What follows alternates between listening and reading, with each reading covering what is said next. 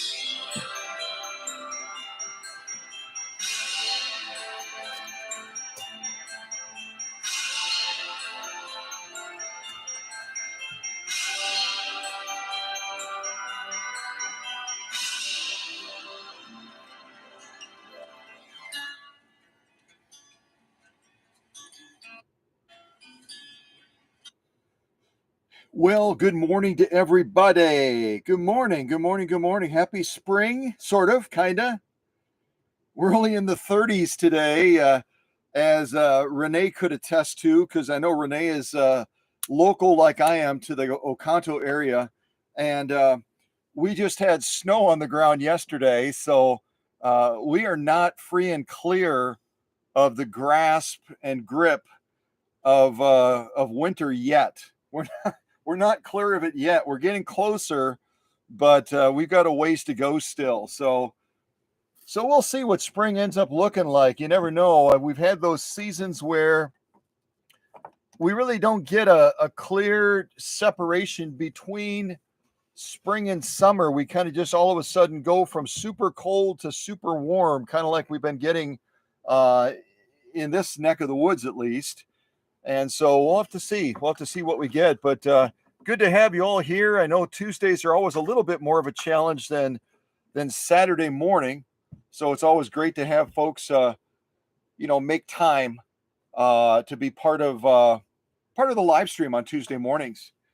And Tuesdays have been a mix of presenting machines and also unboxings as well. I think we've done a couple of unboxings on Saturday, but Tuesdays are a little bit more common just because of mail delivery. I tend to get machines during the weekdays, and there's an opportunity to present them come Tuesday. But the machine that we're going to be looking at today is from the great state of Texas. And it was sent by Veronica, but Veronica doesn't go by Veronica. A lot of us have kind of nicknames, don't we? Veronica goes by Ronnie. So we're going to be unboxing Ronnie's machine today, aka Veronica.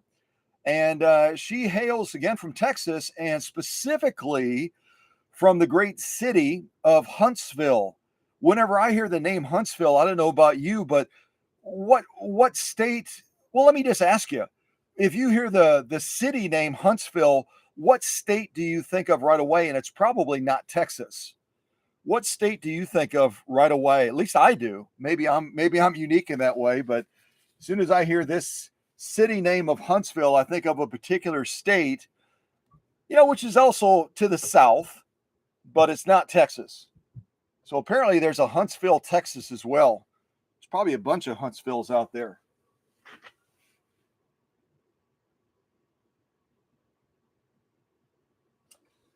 I'll just say some good mornings real quick while you all are warming up and drinking your, kind of sipping your coffee and getting your morning going.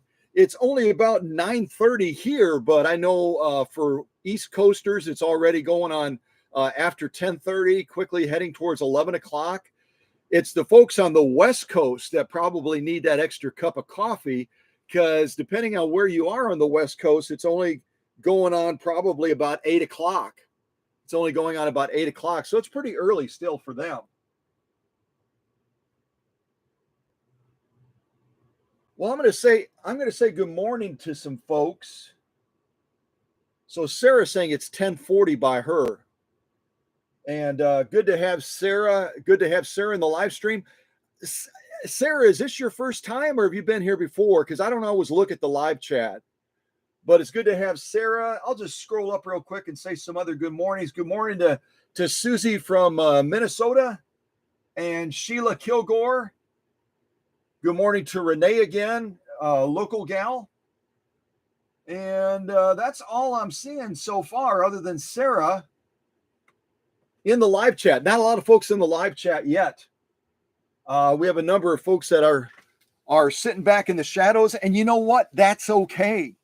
Just this last live stream, and probably Susie or one of the other moderators, or maybe one of you all could remember who it was, but we had some person that stepped out and it looked like they were brand new. They said, no, I've been watching Scott's live streams for a while. I've just been sitting in the shadows, and I'm finally stepping out and, giving visibility to myself. And then everybody had a chance to get acquainted with this individual and welcome them. And, it was the right time for that person. It was the right time. And that's really what it comes down to is you're never going to hear me pressure you to step out of the shadows and to join a live chat, because that's a big step. But whenever you're ready, we are excited to be able to see you and to welcome you and to make you feel like you're truly a part of the Cow Country family, because that's what this is. It's a family. And, we can't welcome you to a family gathering if you're not there. And if you're sitting in the shadows, we can't see you. I sort of can see you as an admin, but at any rate, the reality is whenever you feel comfortable, whenever you feel secure, whenever you feel empowered and ready to tackle the world, join the live chat. And you're going to find right away it's a very welcoming group. And you're going to find out right away that we're excited to have you here. We're very excited to have you here. So I don't know what y'all think of my openings now. I've started using this. I'll kind of bring the camera back down again. I sort of started using this little whatever this is. I guess it's kind of a mannequin dressmaker thing or whatever it would be, with my open and close sign to kind of signify the beginning of the class. Traditionally, I was always ringing the bell, and sometimes I would forget to ring the bell. Sometimes I wouldn't. This is more conspicuous, and I look at it on the workbench, and I'm like, oh, yeah, that's right. I got to pull the sign out, and I got to turn it around because it started out closed, and now we're officially open. And our purpose of being open today, again, is we have this machine that Ronnie sent, who goes by the name, or I should say Veronica sent, that goes by the name of Ronnie. Flip that, reverse that. And you can see right away we've got one of our friends on top of the box, which should give you a clue as to the origin of manufacturing for this machine, where this machine came from, where this machine was made, because of Herr Obermeister. And if you're brand new and you don't know a thing about anything, I grew up with Mr. Rogers, and I grew up with a number of those other iconic characters that just had a way of resonating with children. They themselves were kids at heart. They had just a robust imagination, and they would create little worlds that all of us could go into for a short time on a Saturday morning or maybe a Sunday afternoon. And we would be able to meet little friends of theirs. And I've got the same thing in my workshop. If you've not had a chance to look around the workshop for a while, I'll kind of give you that chance real quick. Got our little cow friend over here, cow country, duh. And all kinds of little friends over this way as well. It's kind of representative of the workshop right here.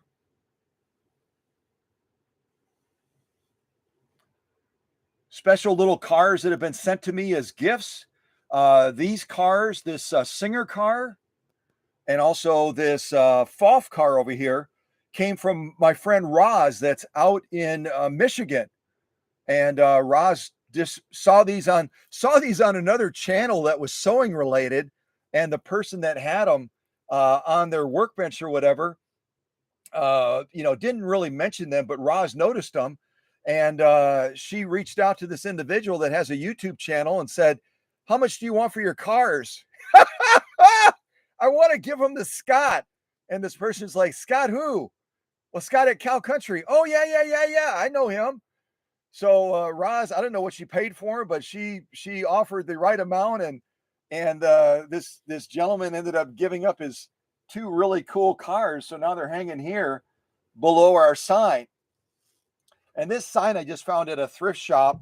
I always try to inject fun, as most of you know, into live streams. It doesn't matter if we're presenting a machine or if we're doing an unboxing, or maybe I'm doing a little reel on Facebook and I'm showing you some progress or some interesting features on a machine that I'm working on.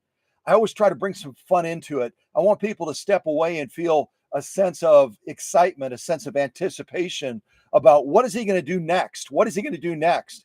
So I try to make it a playroom setting, and you enter at your own risk. So if you're in this live stream and you're sitting in the shadows, you might be saying, "Oh, thank goodness," because I didn't realize I was in a playroom, and things might just go wild all of a sudden. And I've got a little bit of shelter, a little bit of security here. So, and this cool, it's kind of a cutout made out of metal, was sent to me by Emma from Naples, Florida. And if you can read it, it says Cow Country Workshop. And I don't know where she had it made. She had it made somewhere. And then these also came from another gal down in Florida, Madeline. She says that I remind her of Peter Pan, kind of that playful, youthful guy.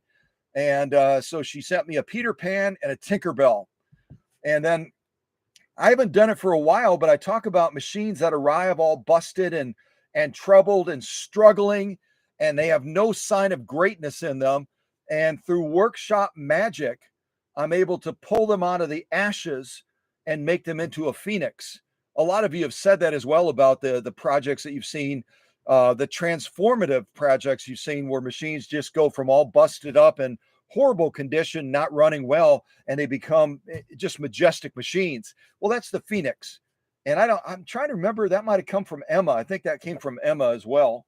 And there's all kinds of doodads and goodies that have come from different folks around the country that just want to, contribute to the climate and the culture of the workshop. So anyway, that's a long-winded explanation, which I'm really good at. That's a long-winded explanation of what is this little character all about, this Herr Obermeister guy. Well, Herr Obermeister represents all of the German sewing machines. So if we have an Adler, which we have on a couple of occasions, we have an Adler on the workbench. If we have a Phoenix, you might remember that really unique Phoenix that came from a local person that I presented on this channel. Otherwise, you can go to the little search glass thing on the Cow Country YouTube channel. You can type in the word Phoenix, And that really cool German-made machine that most everyone had never seen before was also a machine where Herr Obermeister was kind of in the wings because of the German roots of that. And then there's, of course, all of the Pfaff sewing machines that I presented on this channel. Herr Obermeister is always within reach because those are his babies. Those are his go-to machines, and he was at the factory when they were born, and they really are sentimental to him. So this gives you an immediate clue that Herr Obermeister being here, that we've got a German type machine in here. But what type is it? That's the big deal. We have no idea at this point. I sort of do, but I'm not going to tell you what it is yet. So we'll find out soon enough.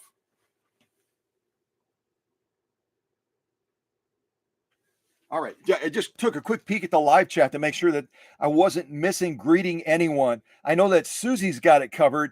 And if Emma or Christine from Canada are here, which are also part of my leadership team, I know that they always will make sure that people feel welcome.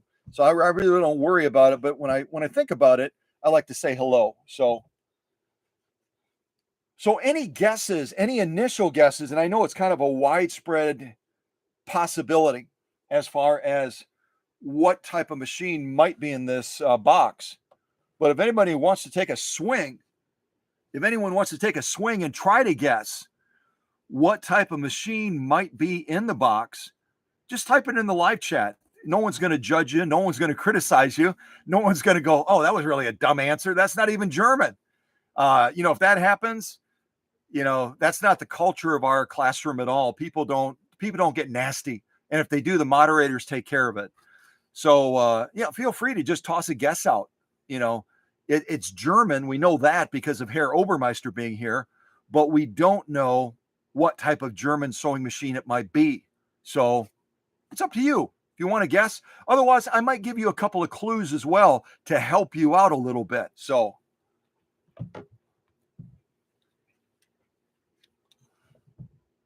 all right, let's angle this down a little bit. The other thing I wanted to mention real quick is I've been talking about these sewing scissors quite a bit. The Guttenheim sewing scissors. And I initially misstated in saying that they were German engineered sewing machine scissors. They're actually made in China. But here's the good news. Kind of like I highlighted recently with that contemporary quilting machine that also came out of China. That is that sometimes the Chinese really do roll products out that are really, really quite amazing. And that's not to beat up our Chinese friends, but a lot of people have the opinion that a lot of the stuff that comes out of China is, low shelf, cheaply made, gonna fall apart shortly after you get it.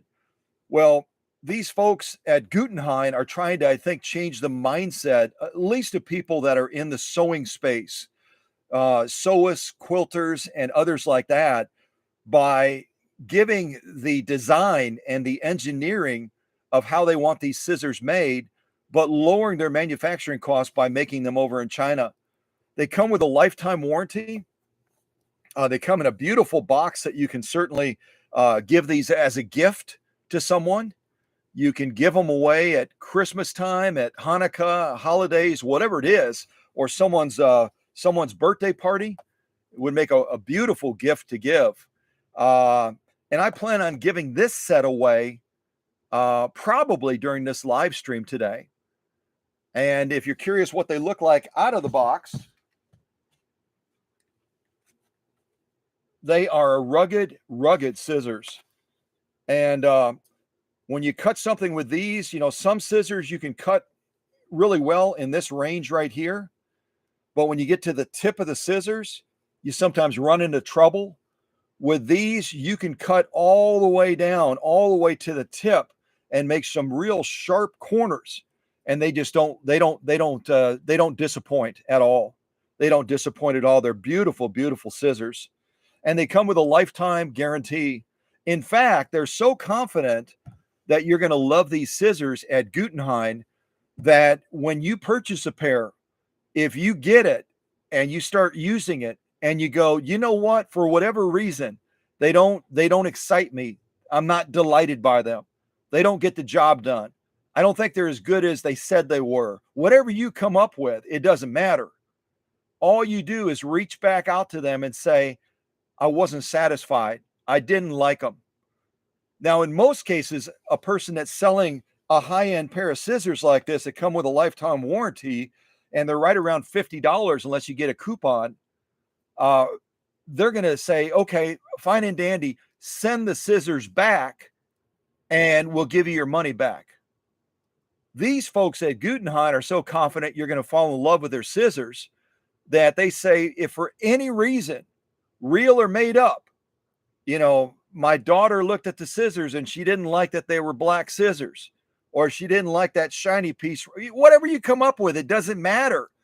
You reach out to them, they send you your money back and you keep the scissors. That is confidence for a manufacturer, in my opinion, because they know that people are going to generally, unless they're, not real honest folks, they're going to get these in and go, holy mackerel, I can't believe how wonderful they are. But for those folks that, for whatever reason, whatever they come up with, they don't like them, they want their money back, Gutenheim sends you your money back, you keep the scissors. So that's a hard, quite honestly, that's a hard deal to pass up. And I bought several pairs already. I gave one to a local friend, and I'm probably going to give this set away that's still sealed in the box during this live stream today. And maybe I could ask Susie and maybe the rest that are in the audience right now, what do you think that winner should have to do? I've done little simple things before where I've said, send me a text or give me a call, and I'll give you, whatever it is that I'm giving away, maybe one of Susie's hats. But maybe we'll do something different today. If you have any ideas, type it in the live chat. Because again, these are a $50 value, lifetime warranty. They're beautiful, beautiful scissors. Matter of fact, I'll probably go to their website and I'll order several pairs of these, and I'll send them out to all of the people on my leadership team, including Christine up in Canada, because they're just fabulous scissors. I really am. I'm absolutely delighted with my experience with them so far.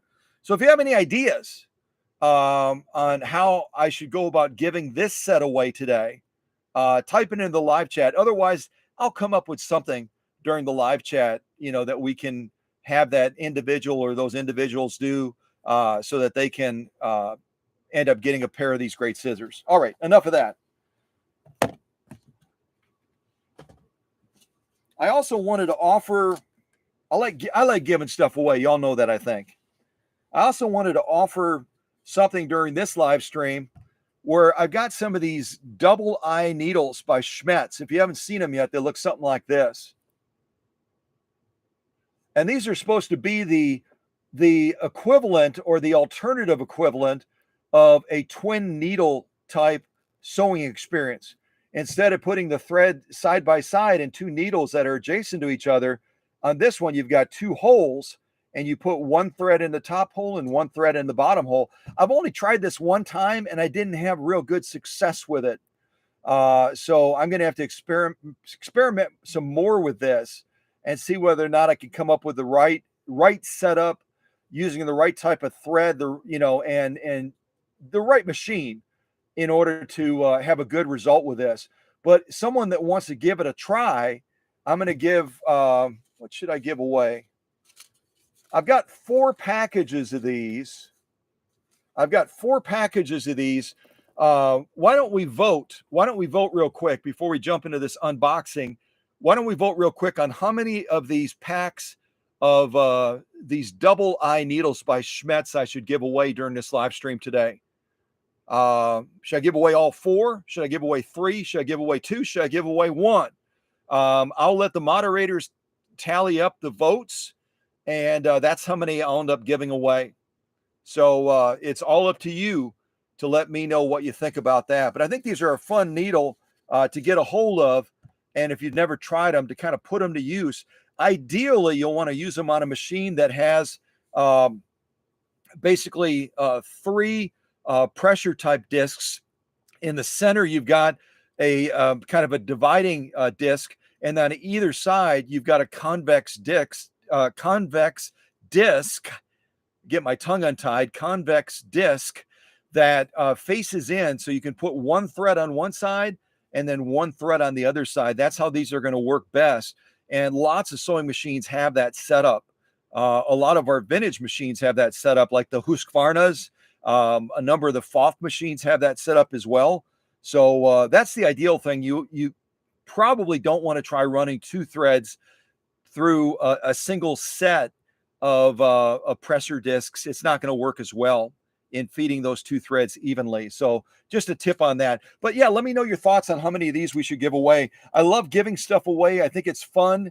I think people love getting free stuff. I know I do.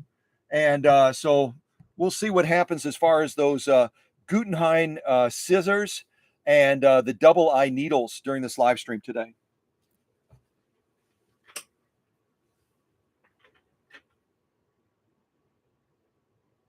Sarah wants me to give away all four. I think that's what she said. Oh, I love it. I love it. Oh, good morning to Candido as well. Good morning to Candido. And a good morning to Elizabeth.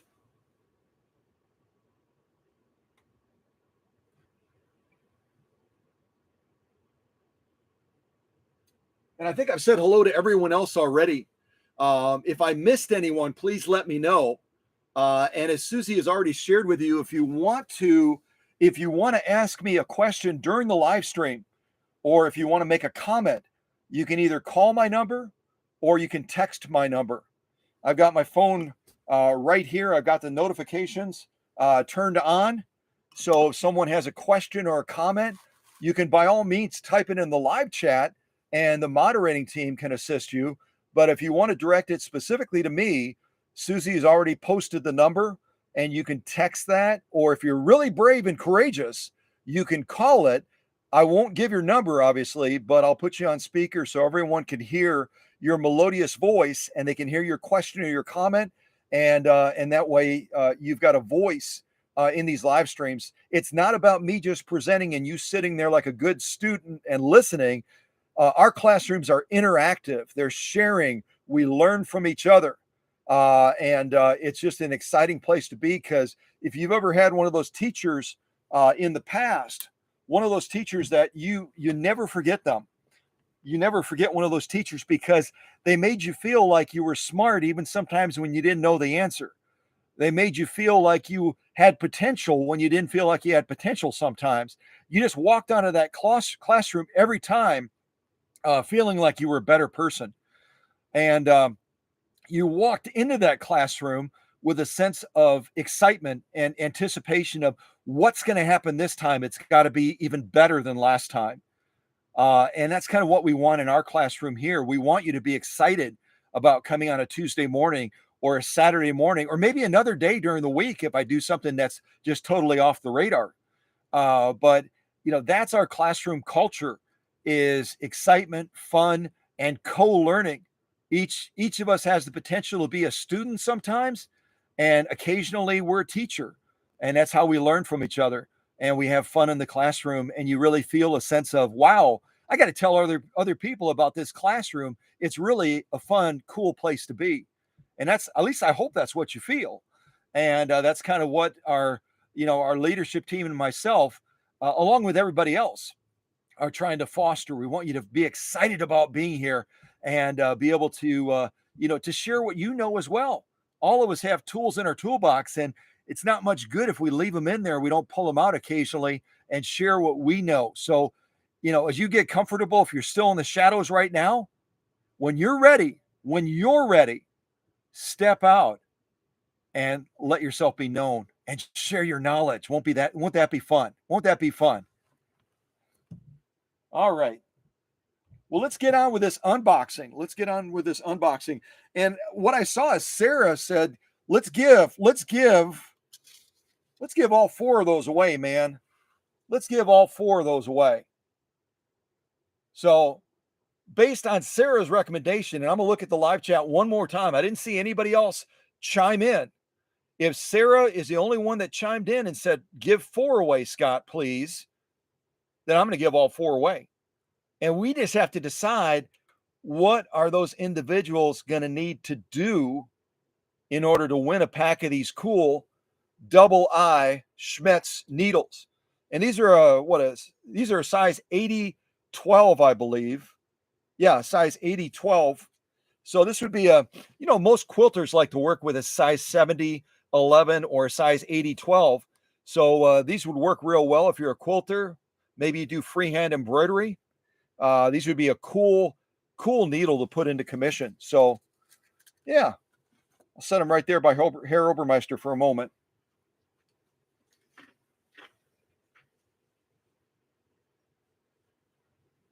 What else? What else do we have? Okay, I think I've said hello to everybody. I'm going to just double check. Double check.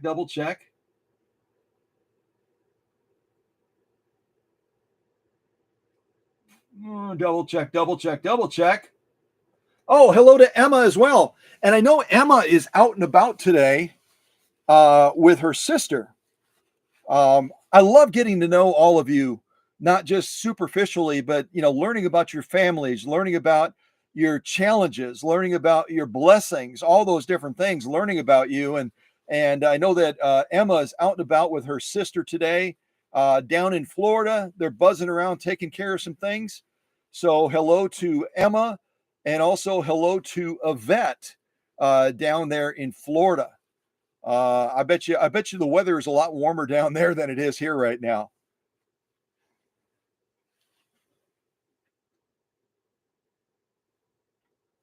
Oh, I missed a couple folks. Hello to Donna, and hello to Jenny.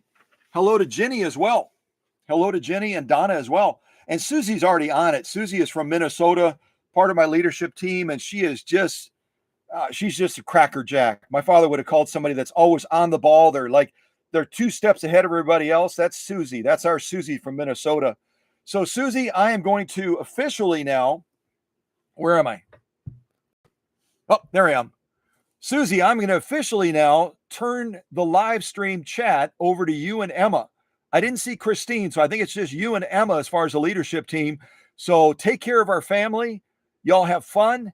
And I'm going to get going on this unboxing and try to come up with something. And if anyone has any ideas, you can text them to me. You can call me with your ideas on how we're going to give away these 4 packets of double I Schmetz needles and this really cool pair of Gutenheim scissors that I plan on giving away as well. And maybe the scissors, I should hold them back a little bit and come up with a contest for the scissors that's going to allow people to get their name entered into a contest, and then we'll give away the scissors, at the next live stream. Maybe that's what I'll do with the scissors. But we'll definitely give all 4 packs of double I Schmetz needles away today. And I've got to look at my phone right now because I just heard a text message come in. All right. So stand by for a second, y'all. Stand by.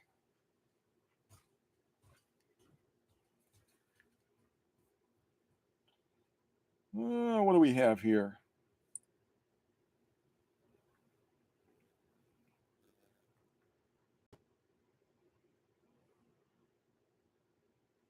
Oh, totally unrelated. This is a person that knows about my work. They're from Illinois, and just a good morning greeting. I get a lot of good morning greetings from people from all over the country, which is always a delight. And I get greetings sometimes from folks from around the world, and sometimes it's in the middle of the night, which is a little bit annoying, but you know what? It's morning for them. So that's always good. So good morning to Roberta down in Illinois, who just sent me a good morning text. All right. So excellent. Let's get into this. So no ideas yet on these. I'm kind of debating.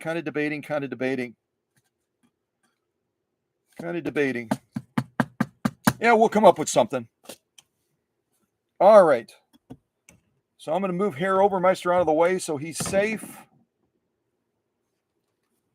And let's find out what we might have in this box here.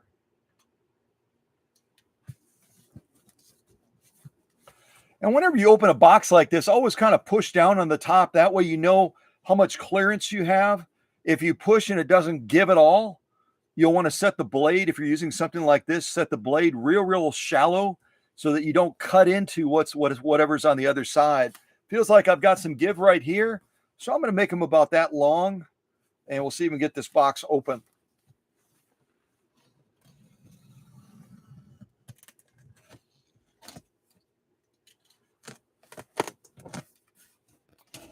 And I have to compliment Ronnie.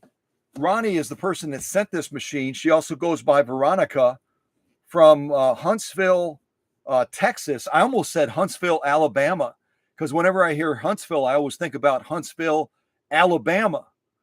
But Huntsville, Texas, Ronnie sent this.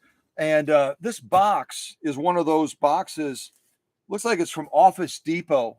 I don't know if anyone shops at Office Depot or has shopped at Office Depot, but it's generally a very sturdy box. Not quite as sturdy as the ones at Home Depot, but pretty doggone good. Pretty doggone good for sure.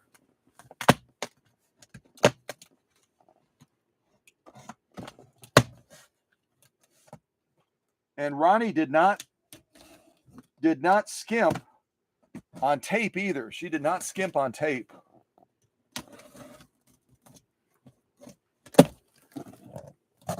Yeah, this, you know what? I take that back. This is probably just about as heavy. This is just about as heavy as the Home Depot boxes.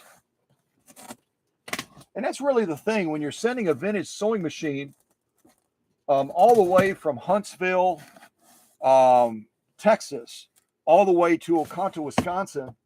You want to make sure that you're using a sturdy box or a tote like I usually ship in. Those of you that haven't looked at the packing videos, usually I use an 18-gallon plastic tote. And the advantage that a tote has over a box like this is a tote is going to be virtually waterproof. Let's say you're at work or you're away, you go run an errand or whatever. You're not at home when your sewing machine is delivered, and you've got Wisconsin weather where it's raining or it's snowing or it's just nasty out there. Boxes like this, even if they're real sturdy, well-made boxes, they get saturated pretty quick. And then as you try to pick it up, that sewing machine might just drop out the bottom. Whereas with a plastic tote, I mean, it can rain and snow and practically everything, and there might be a little dribble, maybe a little dribble that somehow sneaks its way in. But for the most part, that sewing machine is going to be protected from the elements. I think it's going to generally be a little bit more sturdy even than heavy cardboard. That plastic around it, that plastic tote has a real high piercing barrier as far as something puncturing through it. So that's my way of doing it. And as most of you know, I've shipped around the world multiple times, and thank goodness, knock on cardboard, never had a sewing machine arrive damaged. So I think we've got a good method, but I'm constantly working on trying to improve it and make it even better. So before I open these other flaps right here, I'm going to give you a couple of clues really quick. I'm going to give you a couple of clues. And if you know German at all, if you know German, you're going to have a real leg up on everyone else in guessing maybe what this machine might be. You might have a leg up.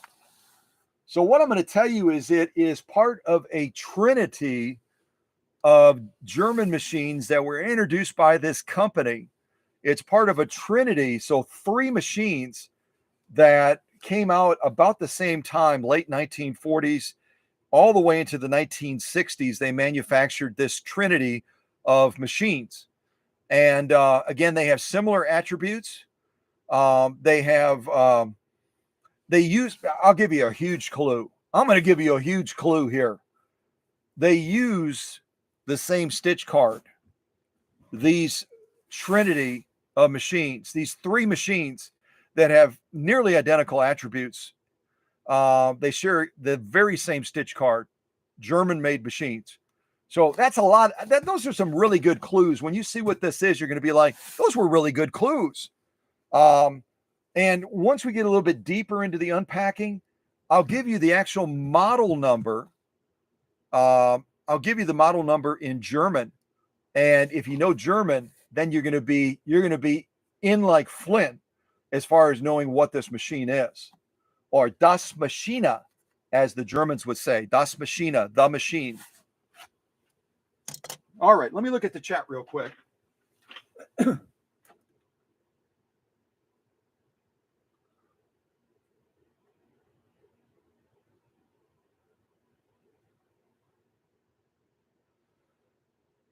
Okay, Emma typed something about two now, two later. I'm assuming she's talking about the Schmetz double eye needles, right?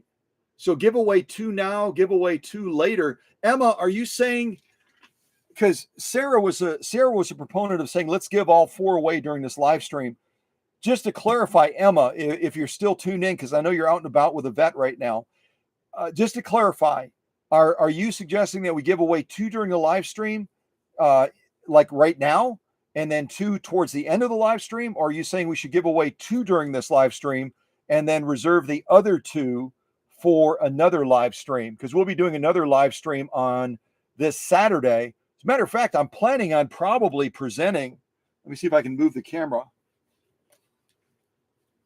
I'm probably going to present this machine here on Saturday. And those of you that have been following me on Facebook, you saw me post some reels about this machine. This is the Bernina Model 125, which it's so cool. It's so cool to have this machine on the workbench. I actually acquired it from Kevin and Doreen when they drove from Iowa. They drove from Iowa a little bit over a year ago, all the way to the workshop. They drove from Iowa all the way to the workshop, and they brought 4 sewing machines, 2 that they wanted to see if I was interested in buying, and then 2 that they wanted me to service. And this is the one of the machines that they were offering for potential sale to me. And I didn't know all of the uniqueness to the machine then, but I do now. And it is that this was Bernina's model that really captured the attention of the world, because it was the very first portable free arm zigzag sewing machine in the world. It was the very first portable free arm zigzag sewing machine in the world, right around 1943.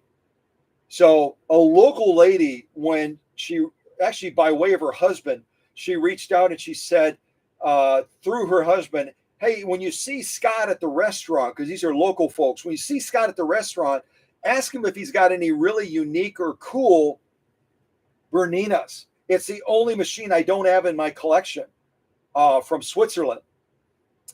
And so I said to her husband, let Teresa know. Let Teresa know I've got one. I just acquired it from a couple from Iowa. They drove in with this machine and others, and I think it would be the perfect machine for her. Plus, Teresa grew up sewing with a knee-controlled machine, and that's what this is. So this is going to be such a fun machine to present this coming Saturday. So mark it on your calendar, because I've never shown a machine like this on the channel before. And it may be because these are such unicorns. I may never come across another one again. I may never come across another one of these again. So, and like I said, the world that I create in the workshop with my little friends, if you didn't see the Facebook, if you don't do Facebook, this is our Swiss Miss that represents all of our machines that come out of Switzerland. So she's cute, isn't she? I don't think she has a name either.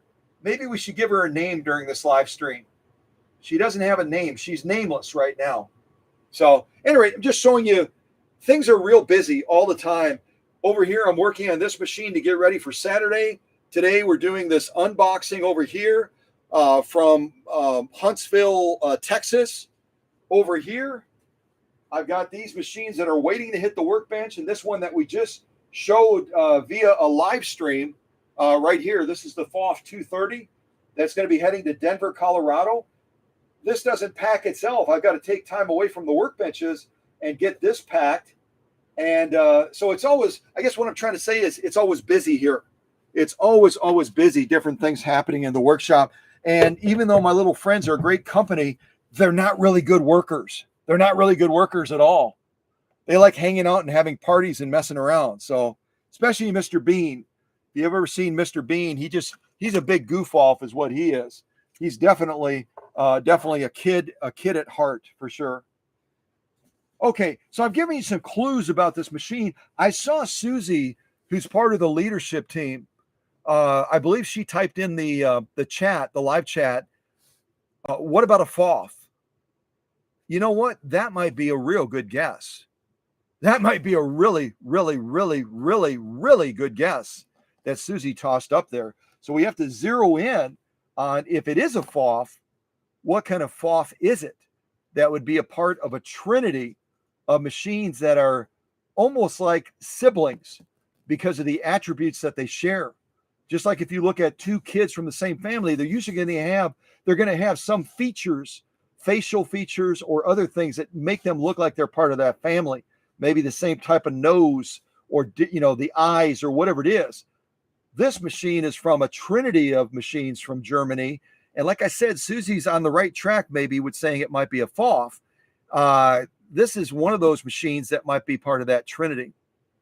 So let's dig into it a little bit more and see what we find.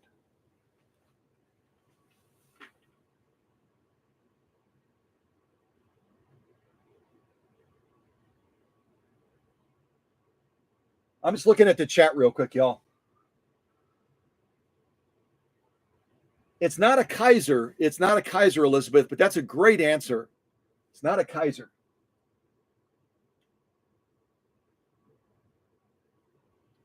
Oh, good morning to Tadal as well. I should say, I shouldn't say good morning to Tadal because Tadal, if I remember correctly, is from Germany. So guten Tag and almost guten Abend, Tadal. Wie geht's? Wie geht's? Ganz gut, I hope. Good. All right. So good morning and good afternoon and good evening to Tadal as well from Germany.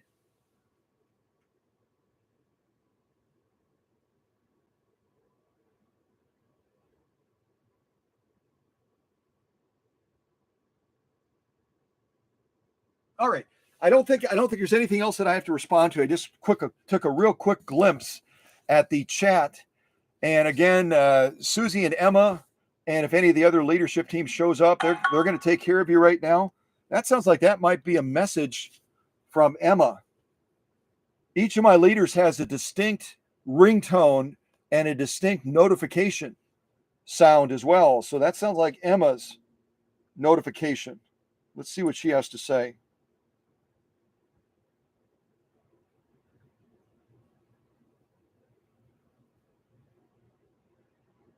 Okay, so Emma clarified what she was saying before for me. Sarah was of the mindset, let's just give all four away. And what Emma's saying, why don't we do this? In order to give folks, that don't win two of them today, a reason to show up Saturday morning. Why don't we give away two of the double I needles today and give the other two away on Saturday morning when I'm hoping to be able to present that incredibly rare Bernina Model 125. So I'm going to lean towards Emma just because I think that makes it, that's probably a good thing to do. I tend to just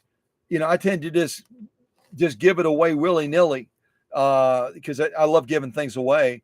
But I think I'll follow Emma's lead on this, and we'll give away two of the double I needles today, and we'll give the other two away on Saturday morning when I present probably this Bernina Model 125. So again, I really appreciate Sarah's input. It's not to diminish Sarah's input in any way. It's not to diminish Sarah's input in any way as far as, hey, let's give all four away today, because that's kind of the way I think as well. I kind of think like Sarah, but it's okay to get other input as well. And I think Emma's input is well rooted in saying, let's give two away today. Let's give two away on Saturday. So that's what we'll do. And here's what I'm going to say on the two that we're going to give away today is during the live stream, I would like to invite you, and we only have two to give away. So the first two that send me a text, and they need to say in the text uh, why they love vintage sewing machines. I'm going to make it a little bit tougher than usual. Not just that you have to text me, but you have to text me with explaining why you love vintage sewing machines. And it might be because you love this channel or you love the way that I present. Who knows what it'll be? But share something that I can read to the audience. And I obviously won't give your number. I obviously will not give your address. You might want to include your address in the text as well. That way I know where to send the double eye needles.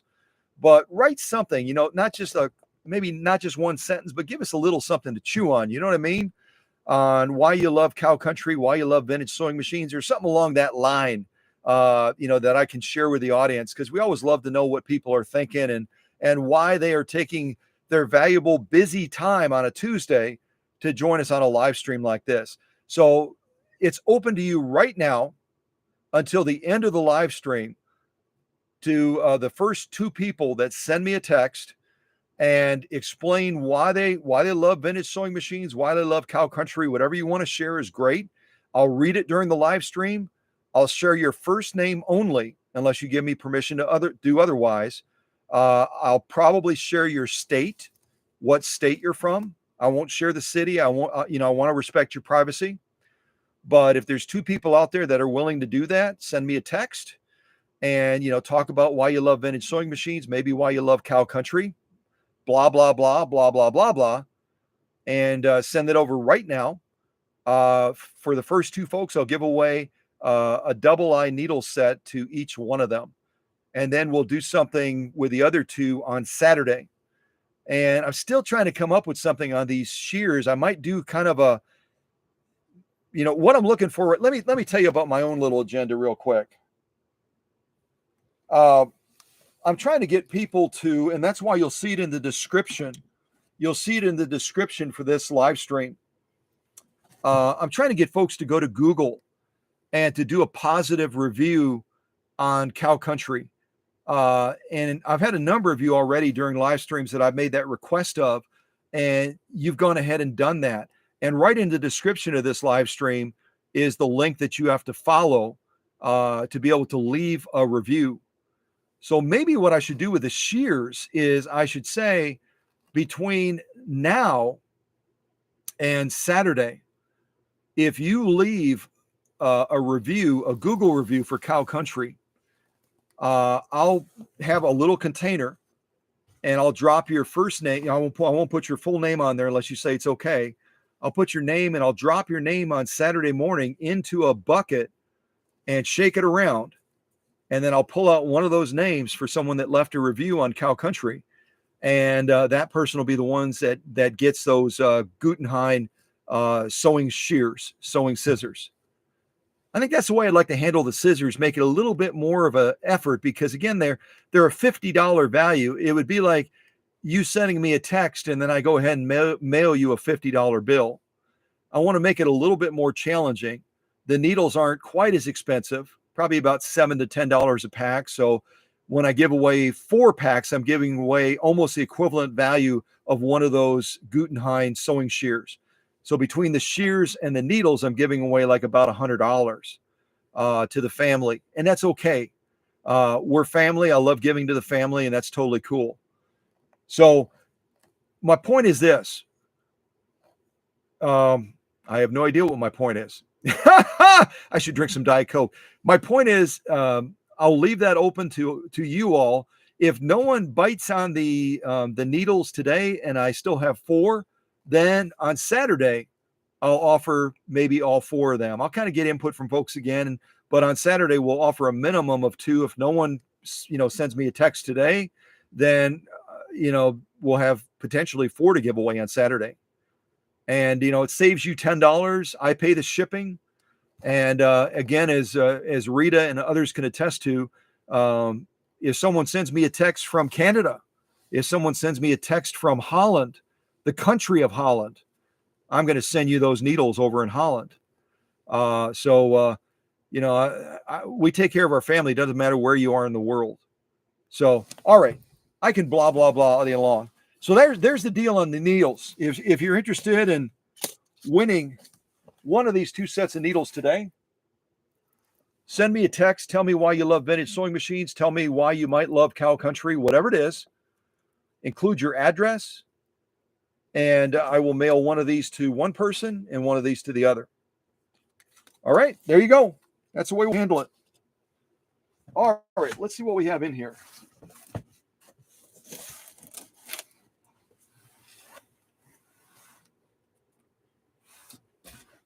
And it looks like I will need a container to collect peanuts. So let me grab a container real quick.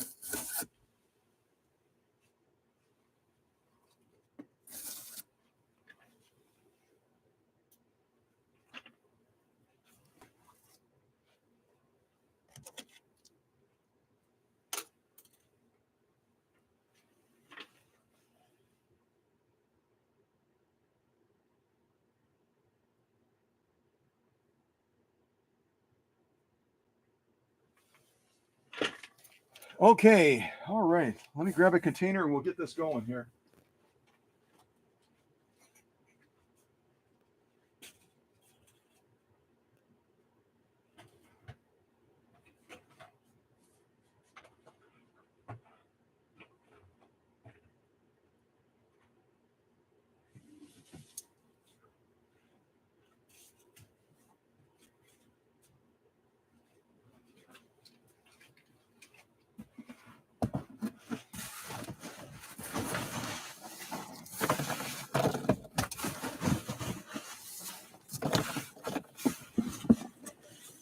Did anyone, I'm curious, did anyone, I mentioned Huntsville, Texas.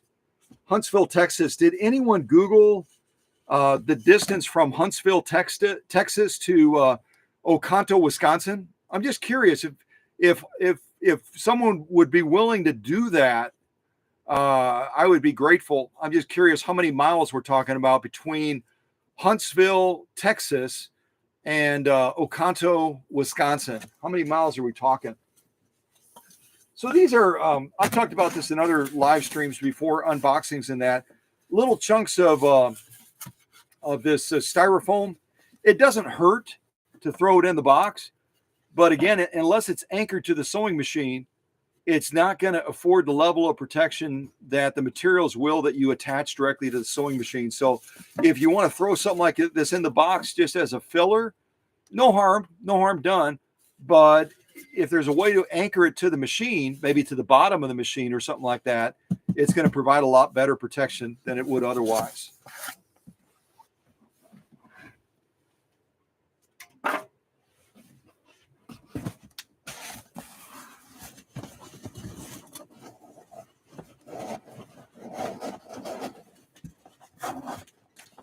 Yeah, and I see that Ronnie actually has some anchored to the machine as well, so that's perfect.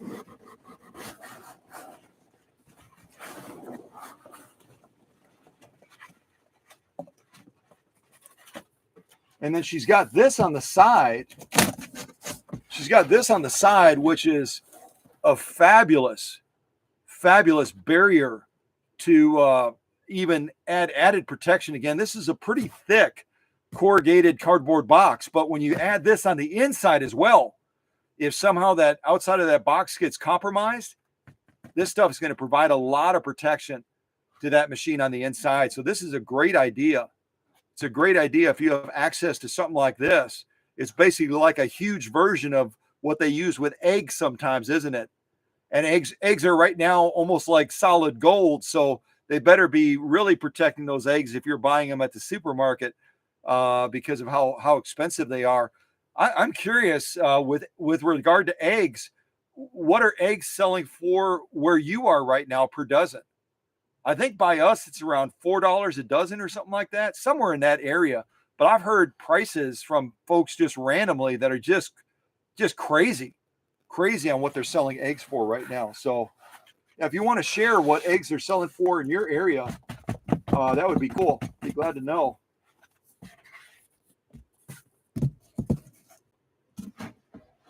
All right.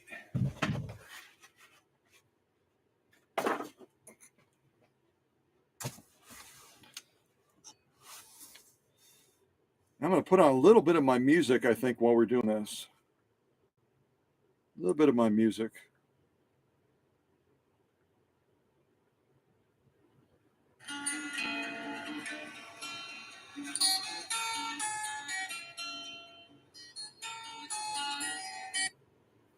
Oops, I just hit the wrong button. Oops. What did I do? Well, I guess we're not going to have music. I hit the wrong button. I just canceled it.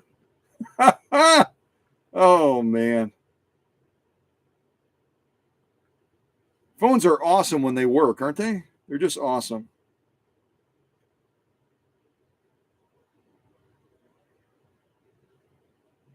All right, I'm going to give it one more try. Hold on a second.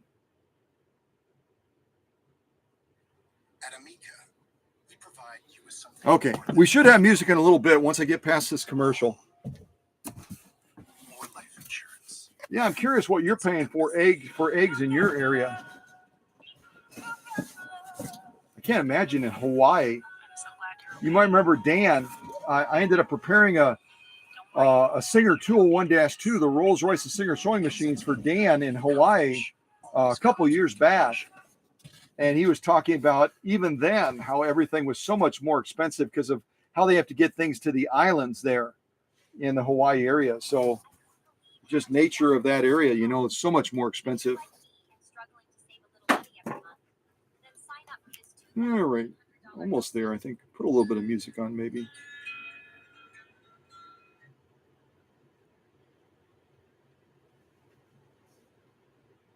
Well, I think it's time to go see the lights.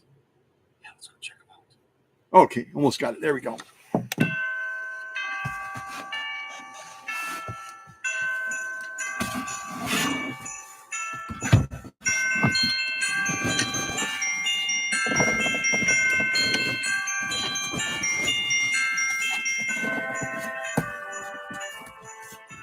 And if this sounds like Christmas music, you're not losing your mind. It is.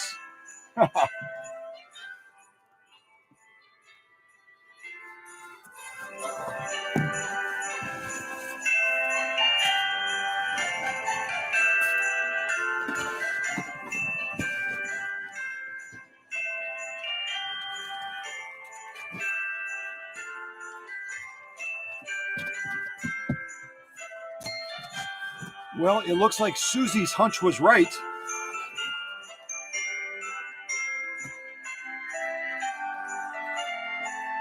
But what kind of foff is it? What kind of foff is it? What do you think?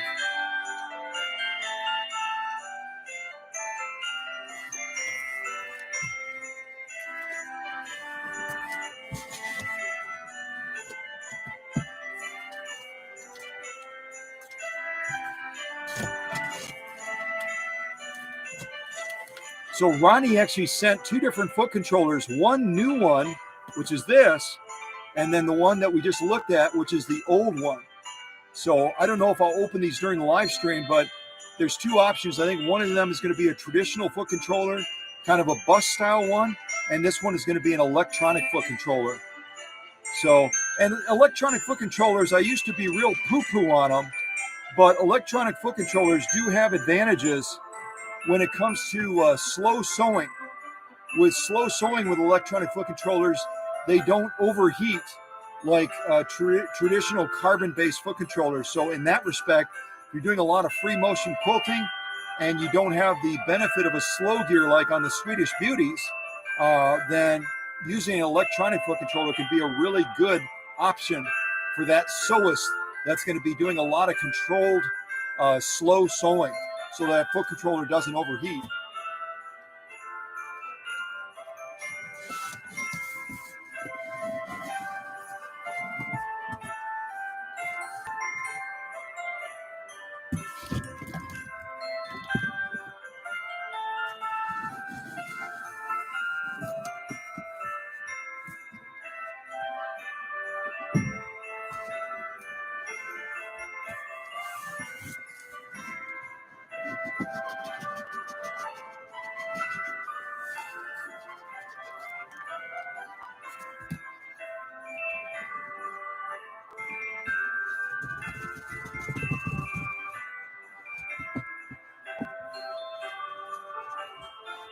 It's kind of like wrangling cats.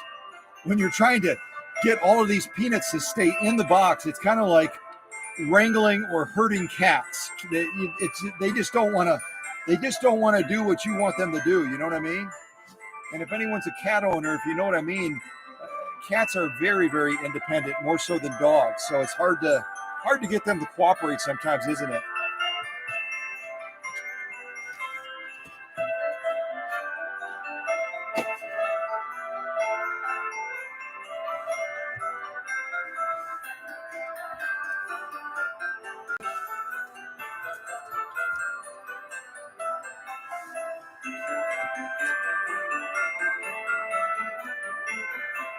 Okay, so and Susie's kind of cluing in on it right now. I'm going to stop the music real quick, and I'm going to give you some clues in German. I'm going to give you some clues in German. So with our good friend Tadal, I believe I saw Tadal was in the live stream. You can actually see his screen name is Tadal. Tadal is from Deutschland, from Germany. And I'm going to give the numbers of the 3 machines that are part of the trinity that I'm talking about within the FA family. And you can ask if Tadal will type the numbers in English in the live chat. Ask Tadal if he'll type the numbers in the live chat, and that way you have the 3 models, one of which this machine is, and we can kind of narrow it down a little bit, maybe through guesswork, and then figure out what that machine might be that was sent from Huntsville, Texas. And I've got to look at the live chat, see if anyone typed in the mileage, the distance from Huntsville, Texas to Oconto, Wisconsin. Otherwise, I'm going to look it up because I'm just curious how far it is.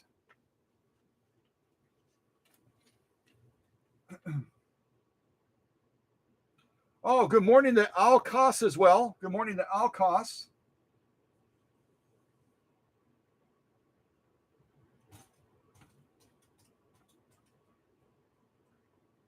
Let's see here. Okay, Emma typed it in. I see it now. So Emma typed in that this box that we're unboxing today with this German machine, this FOF machine, traveled about 1,250 miles. And I say it all the time. Imagine in that 1,250 mile journey.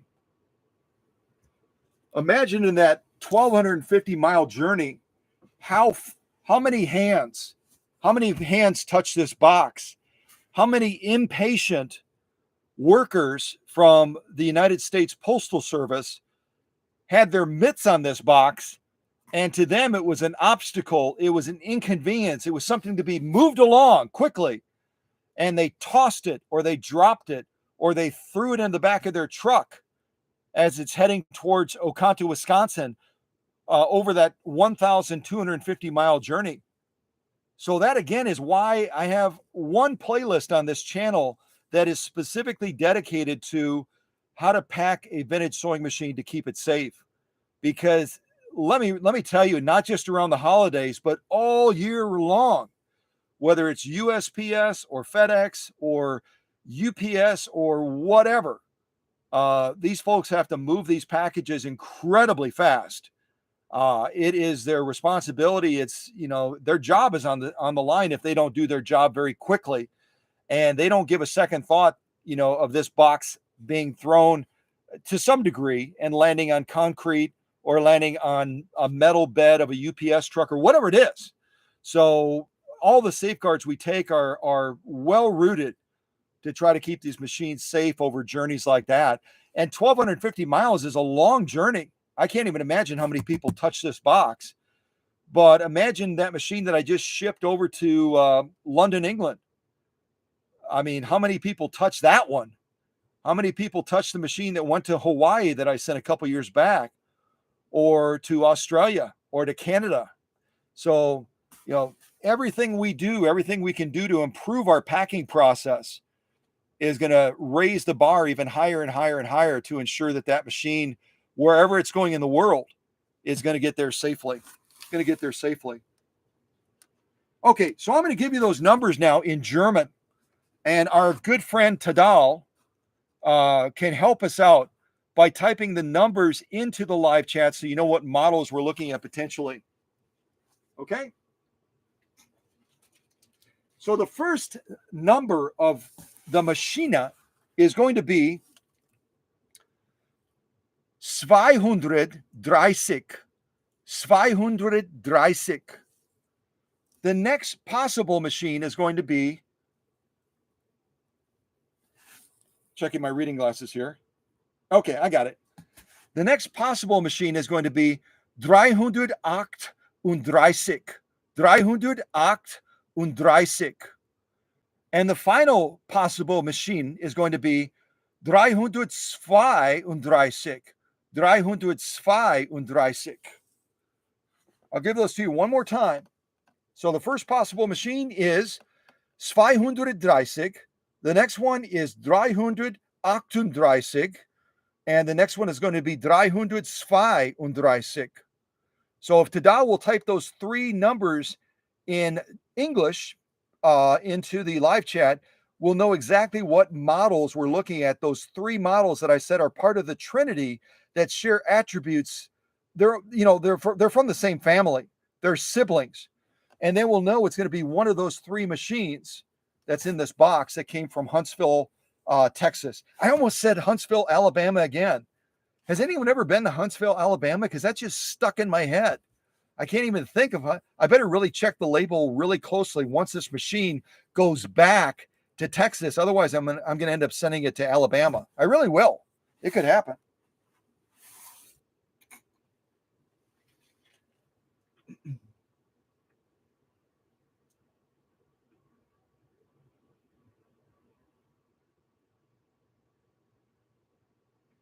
Okay, I don't see Tadal typing yet. Tadal, do you want me to give you those numbers one more time in German? Just if someone wants to see if they can get Tadal's attention, maybe he was focused on a different topic. I saw that, but if he needs me to repeat those numbers in German, I'll go ahead and do that. That way we'll know the three models that we're looking at. Or maybe someone else in the live chat also speaks German, and then you could type those numbers into the live chat. I'll just take a peek at them to make sure you got them right, and then we'll move forward with trying to narrow it down from three down to the one that's in this box.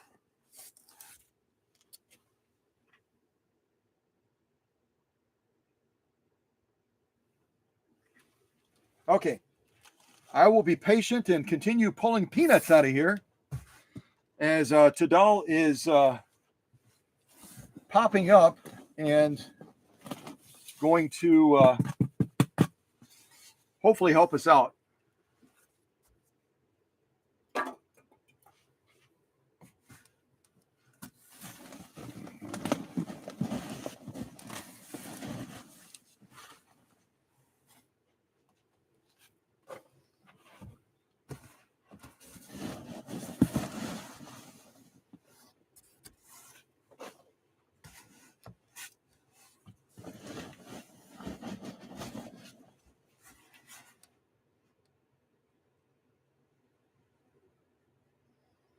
It's not a model 500. And Sarah had typed in maybe it's a 338.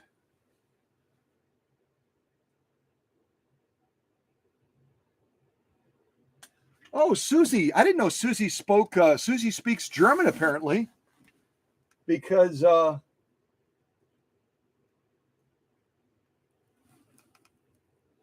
Susie, apparently from Minnesota, does understand some German. Because she typed in the three model numbers based on what I said in German. So, Susie, you continue to amaze us. Susie is not only, she's gifted in so many areas. She's also a master gardener. I hope she doesn't mind that I tell everybody that.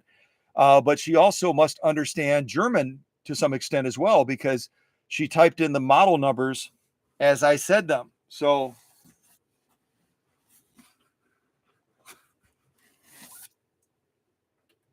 yeah, Susie, you're right on.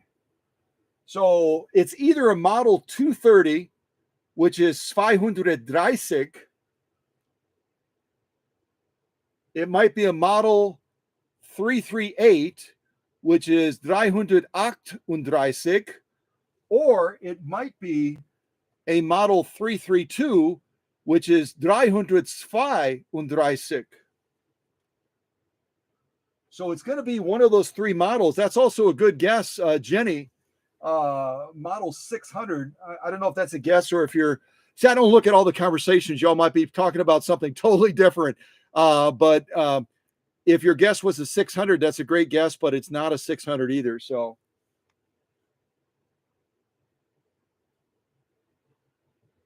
Alexa spoke it. Ha ha!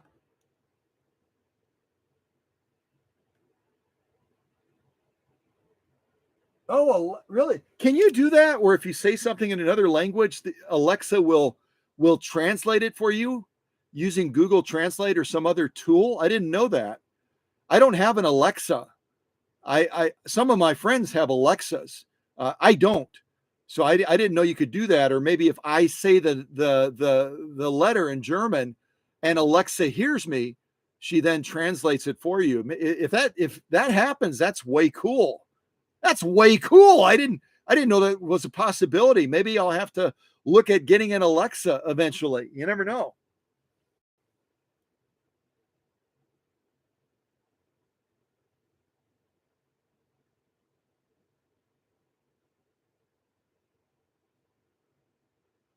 Okay, so Tadal is saying something about the 230.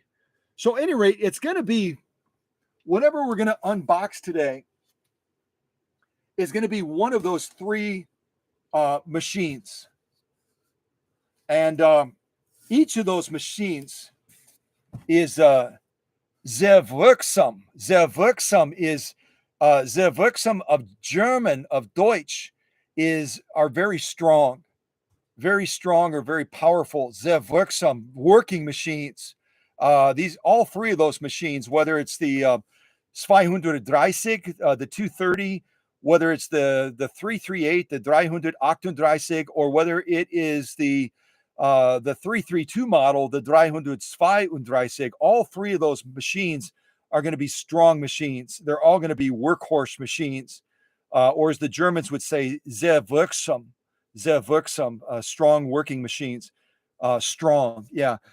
So we don't know what it is yet. But we'll continue unboxing and soon we'll find out what that machine is. You might almost have to look at the front of the pillar because, again, these machines in many ways are nearly identical to each other. The 332, the 338, and also the 230, they look almost the same. They share the same stitch card. They are brothers from the same mother or sisters from the same mother. They're almost nearly identical to each other, aren't they?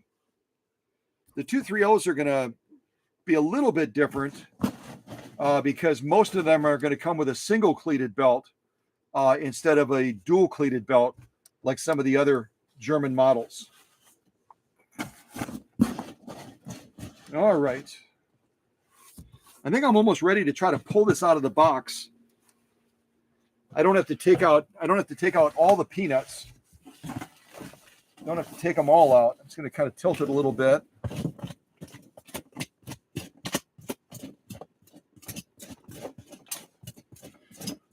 So you can see that, if you can see from the top, yeah, you can. Ronnie has done a great job of not only cocooning the machine, but she's also added some extra padding as well to the sides of the machine. At least on this side she did, with some of that styrofoam stuff. All right, I'm going to do we got another goodie down here too. I almost missed it. Power cord. And that's why I always check these boxes real careful, because the owners, when they pack them, I put a lot of stuff into the harp of the machine. The harp of the machine is between the needle and the pillar and from the front of the bed to the back of the bed. I'll tuck away usually foot controllers in there. I'll tuck in the power cords in there, etc. But a lot of people pack them separately, which is fine. But you just have to be careful. If you get a package from someone, check through those pool noodles or through those peanuts or whatever they have using as far as a packing material, and just make sure there's no little packages that are left behind, because wouldn't that be horrible to throw something away that you need? Yeah, it'd be horrible. So we actually have 3 packages so far, and I'll check a little bit closer just to make sure we don't have 4. and there's a lot of static electricity right now. So I'm going to do a little trick here. I always have this bottle of water down here because I work obviously with a lot of vintage machines, but I also work with contemporary quilting machines. Some of them are very, very expensive. Some of them, the referrals I get from Joann's, those machines are sometimes $14,000 machines. So if I'm opening up one of them for deep cleaning and servicing or adjustments, I don't want to touch one of those circuit boards and potentially cause damage. So I'll always spray the carpeting down in the workshop if I'm working with one of those machines that have a circuit board in them.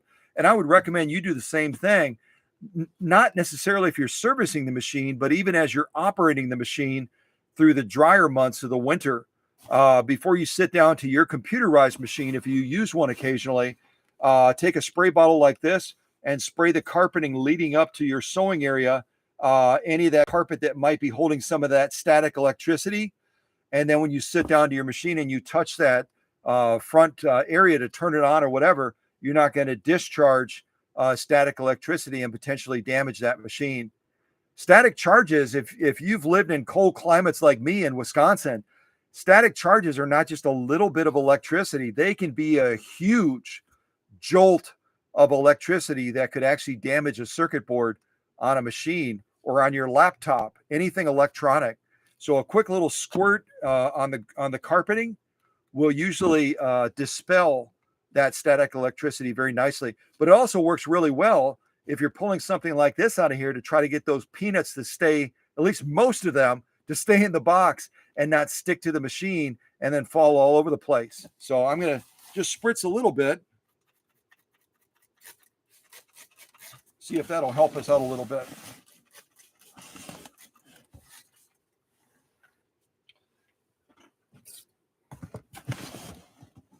All right, get some more of this styrofoam out. That was kind of like a chalkboard, nails on the chalkboard sound when I just pulled that out, wasn't it? I don't know if you could hear that. All right. Well, we'll see how much that water helped. It may not have helped much, but hopefully a little.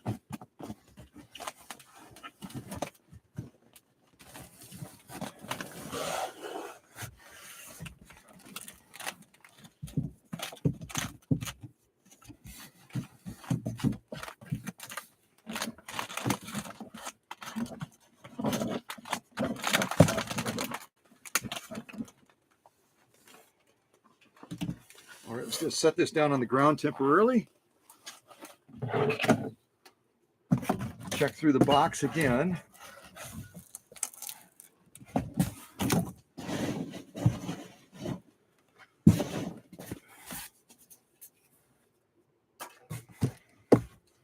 I'll just kind of show you inside of the box here. So Ronnie's done an excellent job here, and not only adding the peanuts to protect the machine on the bottom, but also adding more of that corrugated cardboard, kind of like egg carton thing right here as an added protection as they're dropping this box on those metal floors of the beds of the vehicles and also on the cement landing docks in that. This will provide a lot of shock protection for that machine above it. So this is really a good idea using these materials. And this probably, who knows, this was packing some sort of a merchandise piece. I don't know what was in this box originally. I didn't really look at it closely. But this, along with the peanuts, is a great way to try to safeguard that sewing machine. A great way.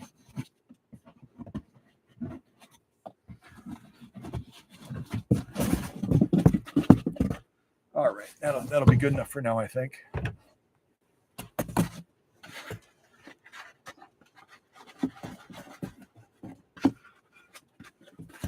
Yeah, so that water did help a little bit. Usually these things would almost be like sticky glue, and they're separating nicely. So the power of water to discharge static electricity is quite miraculous, isn't it?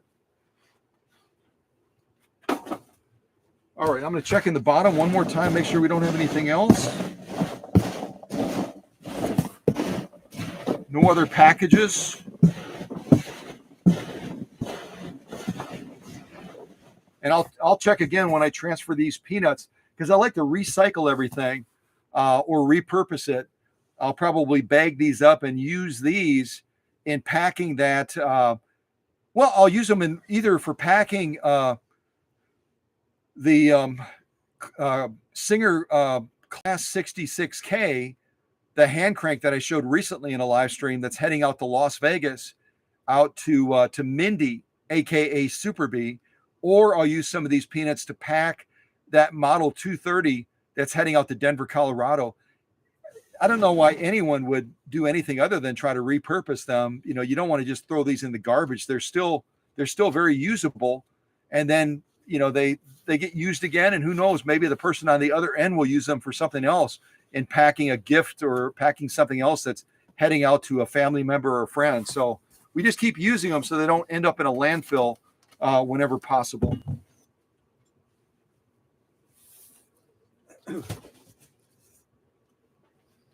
All right, let's get this back up here.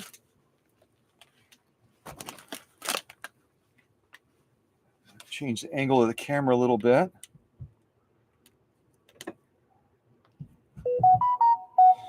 Might have a text message. I'll double check. Let me double check.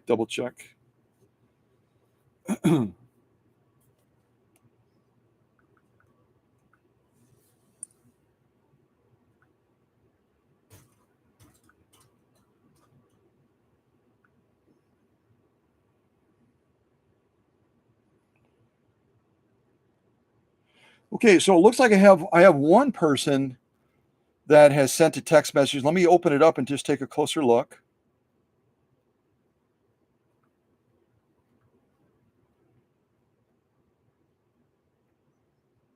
Okay, and this person, I don't know who they are yet, so I can't call them by name.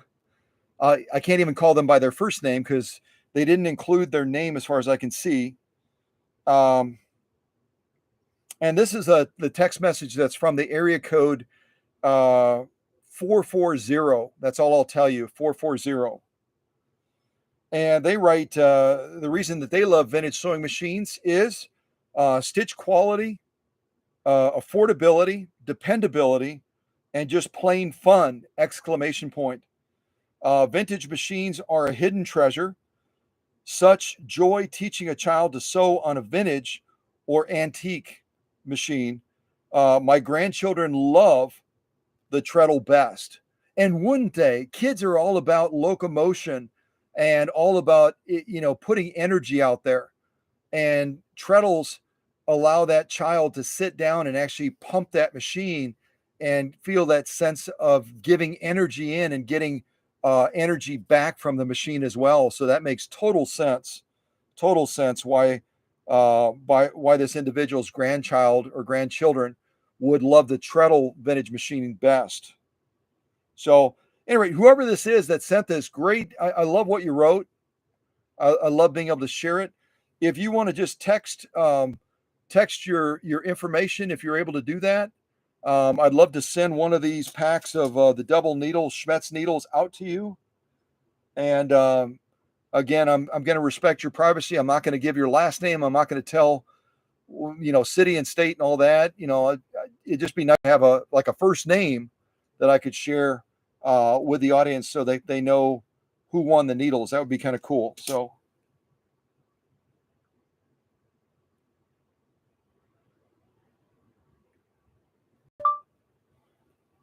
If you would share your first name, that would be great. Thanks.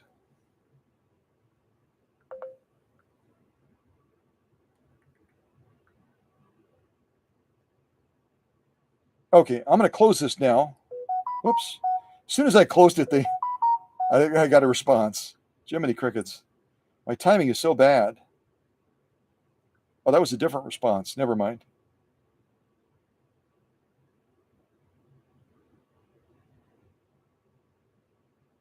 Okay.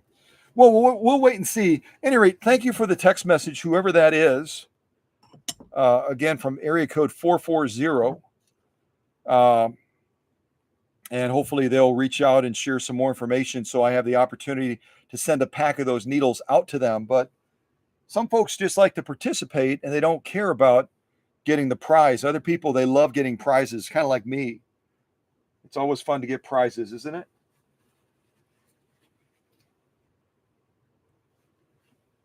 Okay.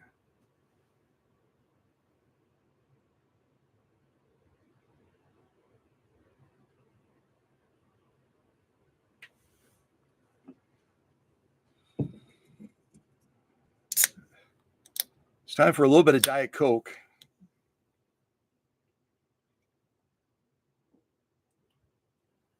All right.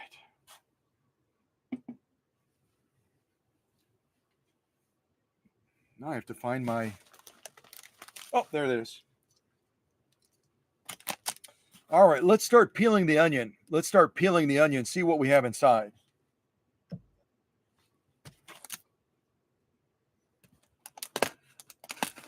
And again, just be real patient as you're opening something like this up. If you get something shipped to you, the problem with most folks is they don't do a real good job of packing if you get it from someone else. A lot of folks, sellers and that, just do a horrible job of packing, don't they?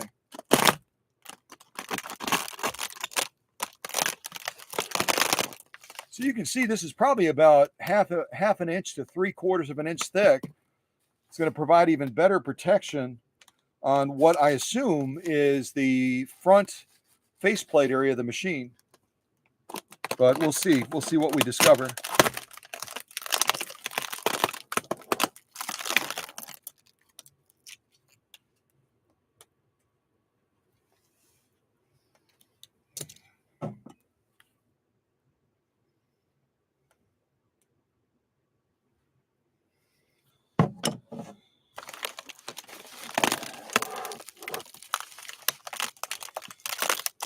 Okay, to get this off, I'm going to see if I can lay this down just temporarily. Just feel the back.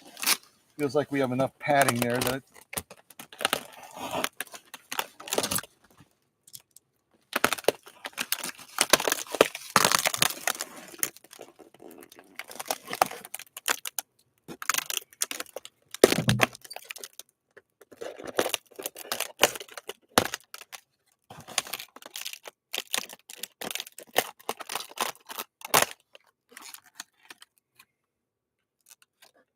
so they could have just gone with the bubble wrap, but this was an added thing that was put on the machine to afford a little bit more protection. It's a great idea.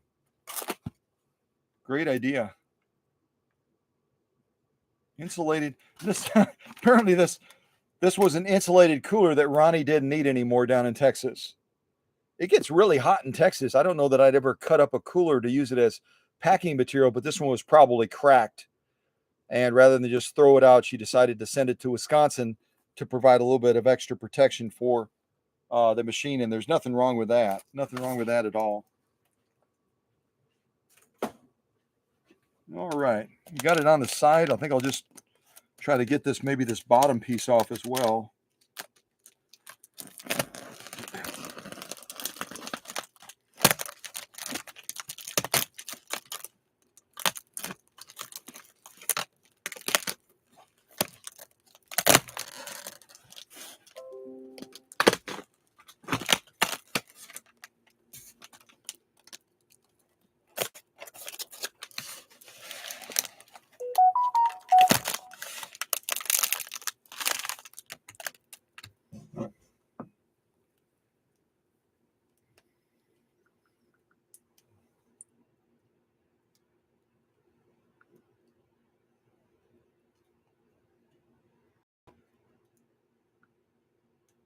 Just reading a quick text again.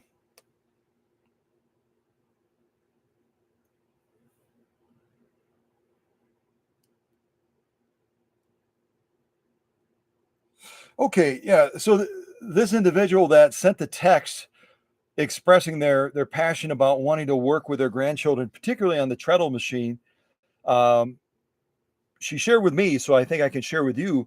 Her first name is Jenny, and she's in the live chat right now. If you want to say, "Hey, great job," and I don't know if Jenny is going to share her address with me eventually. I certainly won't share it with any of you. I'll say that she's simply from the state of Ohio. She's from the state of Ohio, Jenny, and one of these packs of the double eye needle is waiting for you if at the end of the live stream you want to share your address, I'll mail them off straight away so you can get them and try them out, and then let us know at the next live stream, once you've had a chance to put them into use, what you think of them. So thanks to Jenny from Ohio reaching out through a text message to get a pack of those double-I Schmetz needles. Again, size 80-12.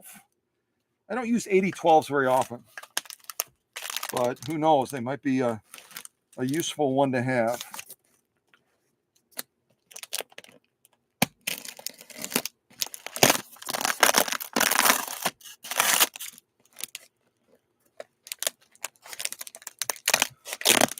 I feel like I'm doing surgery right now.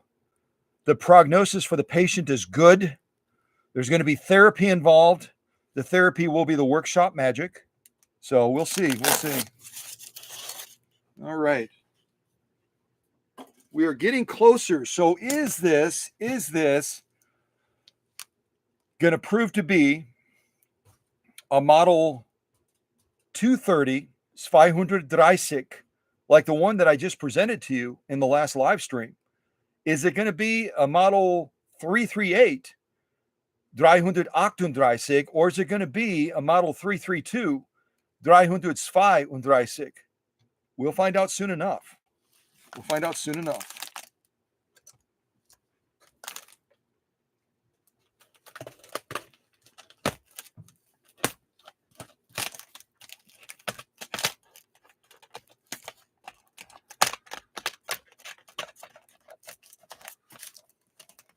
Scalpel.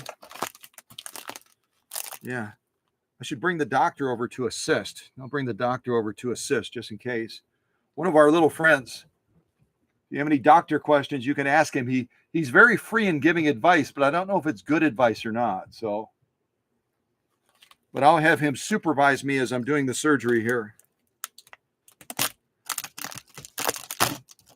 All right. So again, more good padding on the bottom as well. Probably about 1/2 inch to 3/4 of an inch of styrofoam on the bottom. But again, I always say it all the time, styrofoam is okay, but it does get brittle, it does crack. So if you're planning on it being resilient and providing, ongoing, uncompromised protection, it's not the best material to use because of this cracking factor. It gets brittle over time and kind of gives up the ghost. You can see it's cracked here in several places. But in lieu of this, the machine would have taken this impact, and it could have damaged the machine if this styrofoam hadn't absorbed whatever shock hit it on the bottom that cracked this. So that's good news. That's very, very good news.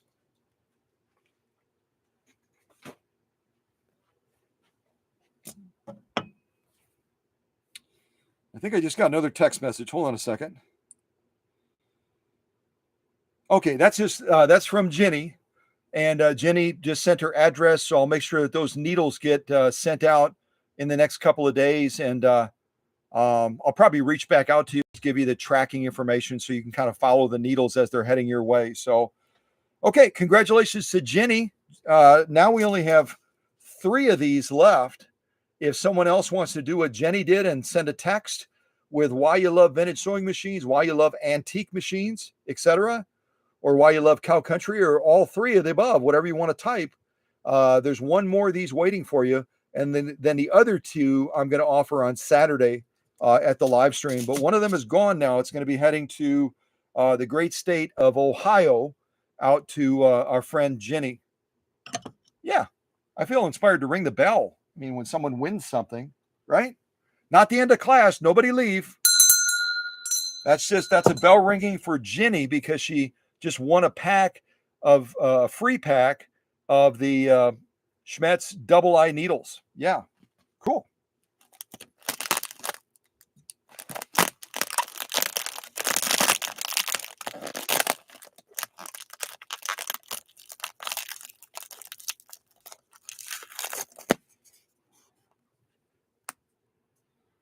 All right, let me raise this back up.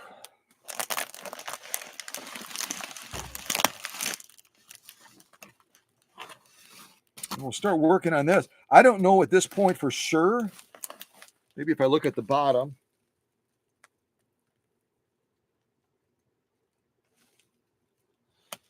don't know for sure which side is the front. So we're going to start peeling the layers off and see if we can figure out which side is the front, and then I'll orientate the machine as we get down to the nitty gritty of revealing, is this a model 332? Is this a model 230? Or is this a model 338?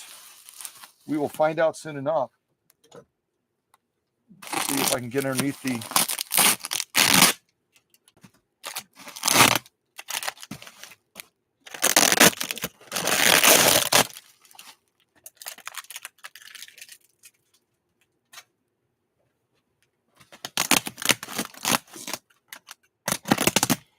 And these are those, you've seen these before, I think. These are like surgical nursing scissors that kind of point away as you're cutting, which is ideal. Emma sent these from Florida for me because I was always talking about with the other scissors of remembering to angle them away. And she thought, why don't I just send him these? And that way he doesn't have to think about angling them away. They're automatically angled away with a little bit of a buffer so that they don't poke into whatever you're cutting. So thanks to Emma again for sending those. Those are really nice. And Emma does not work as a nurse. Emma does not work as a doctor, but she works as a pharmacist. But she works with medical people all the time, and that's probably how she thought about getting these and sending them to the workshop. So it's great to have tools, isn't it? Good to have the right tools.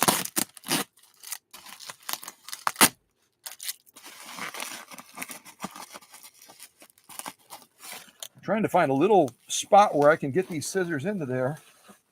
And Ronnie's done a good job of making this tight as a drum. So what I'm going to do is I'm going to carefully pucker some of this up. I'll make a little incision with the doctor's supervision so that I'm not practicing medicine without a license. Yeah, I don't want to do that. I'll use his license. And that way, if I get in trouble, I can say, he made me do it. He made me do it. So I'll make a little incision.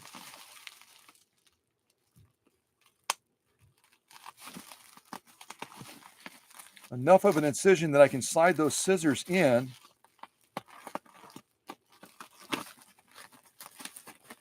There we go. Yeah, yes, you can check it to make sure I did okay. Absolutely. I know I cut crooked, but I sew crooked too. I cut crooked, I sew crooked. I'm a work in progress. Okay, doctor? I'm a work in progress. Yeah. He's such a cynic. He goes, hey, you cut crooked, buddy. You cut crooked. What are you going to do? Okay, just go over and stand by your wife for a little bit. I'm done doing surgery. I don't need your help anymore. Not right now. Okay. So now we'll slide these fancy scissors in, and we're able to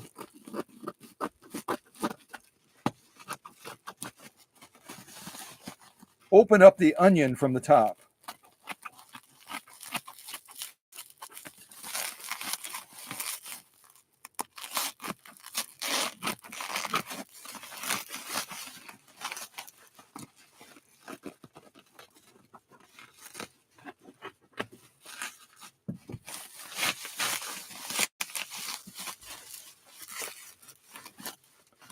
I feel like I should have rubber gloves on right now, like we're doing a kidney transplant or something like that. There's a program on Netflix, to give a shameless plug for if anyone does Netflix. I don't know if we have any Netflickers in the audience right now, but there's a program on Netflix right now that I've been watching. And in fact, Emma has joined me remotely for a couple of the episodes. I'll sometimes do that with leaders. I'll say, hey, there's a cool program on Netflix. If you want to check it out, we'll kind of watch the episode, and then we'll be texting back and forth comments or ideas or thoughts about what we're seeing on the screen. And Emma and I have done that with a couple of episodes of, what is it called? NYC or something like that. It's about New York, and it's about the ambulances and the paramedics and the airlift crews that all take care of people that are hurt there. NYC something or other. I don't remember exactly what it's called, but it's on Netflix. If you type in NYC, it'll probably pop up. But Emma is originally from Brooklyn, New York, and that's one of the spots that they've shown some of the paramedics and the paramedical people doing their stuff in. So it's kind of she'll text real quick and say, "Hey, I know where that is. That like 4 blocks from where we grew up, or something like that." So yeah, it's kind of fun to have that connection, isn't it? Through the things that we see on programs, well, all of a sudden, hey, I know where that is. Yeah, kind of fun.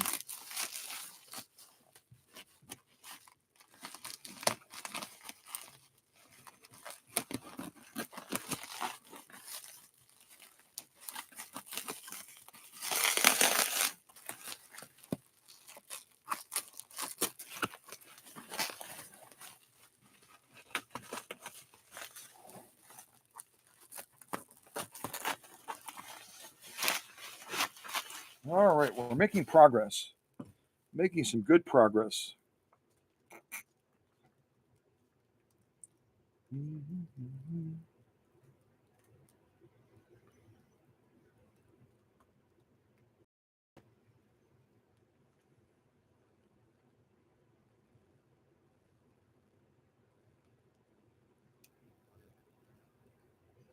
I'm seeing if I can put a little bit of music on real quick. Yeah.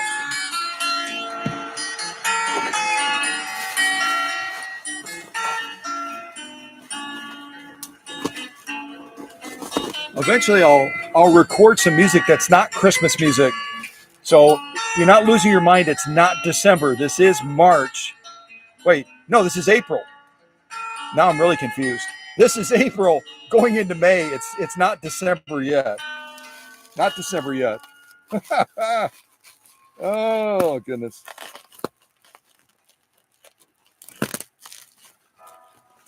It's not December yet. Although the merchants would probably like that.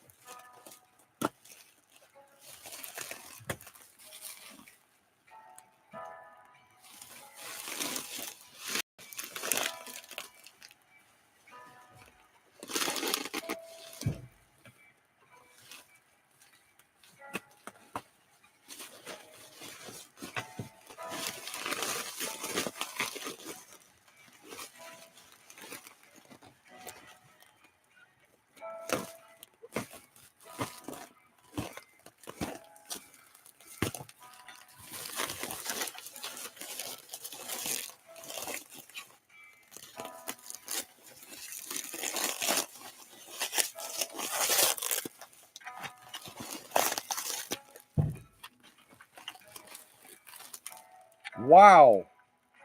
My packing method is pretty good. And it's also a little bit of a workout. I don't have to go to the gym today. I don't have a gym membership anyway. I just do a lot of walking. But that's some really, really good packing on Ronnie's part. This would be a great way for you to pack your machine if you're sending it to the workshop as well. Excellent, excellent job.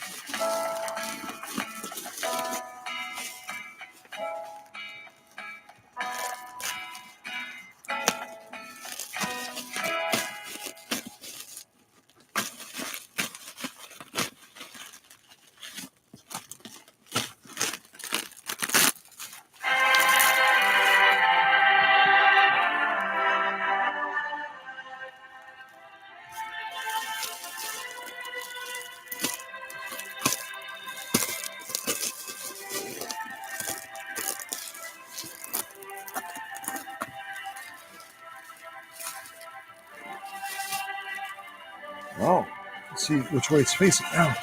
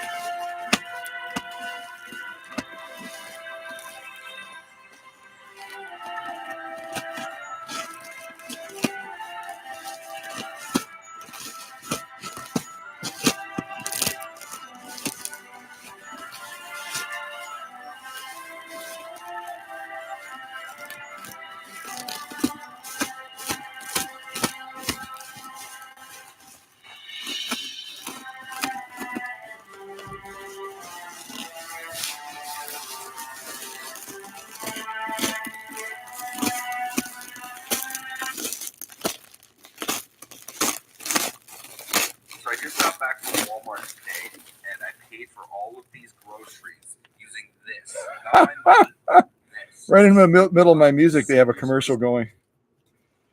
Oh, boy.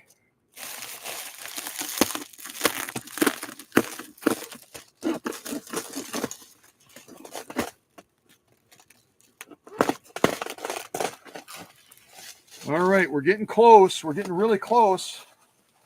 I'll bring the camera down and give you a view of what we can see so far. It's not going to be real helpful. And you might know this already, but some of the machines, like the Model 230, predominantly they're a flatbed machine. They're not going to have a free arm. To give you another clue, as far as which model this may be, whether it's a 332 or 338 or 230, I can tell you that this is not going to be a flatbed FOF machine like the 230 that I just showed you. That's going to be heading back to Denver, Colorado, out to Maxwell LaFond. This is going to have a free arm, and it's going to have a unique free arm design where the bed extension actually collapses like an accordion into the pillar of the machine. And then you pull it back out with a spring release and engage it into the end of the free arm, and then you have a nice workspace. And there's an additional extension you can add that gives you about another 3 to 5 inches of bed space to work on that you can add to this machine. It basically slides into the accordion extension and then screws in on the bottom to lock it into place. So when all is said and done, this machine will have more workspace from the outer needle to the end of the bed than even the Husqvarna, even the more so than the Husqvarna's green machines. The bed space on this will be larger. If you have that extension piece, it gives you about this much more space on this particular machine model. So with all that blah, blah, blah, I basically have helped you to narrow it down either to the 338 or the 332. It's not going to be the 230 because it's going to have that free arm with that accordion extension. And that was unique to only two of the siblings within that trinity that I described of those three machines that are nearly identical otherwise. Okay? That was a lot of words to just say, it ain't the 230. It's not the 230. Yeah.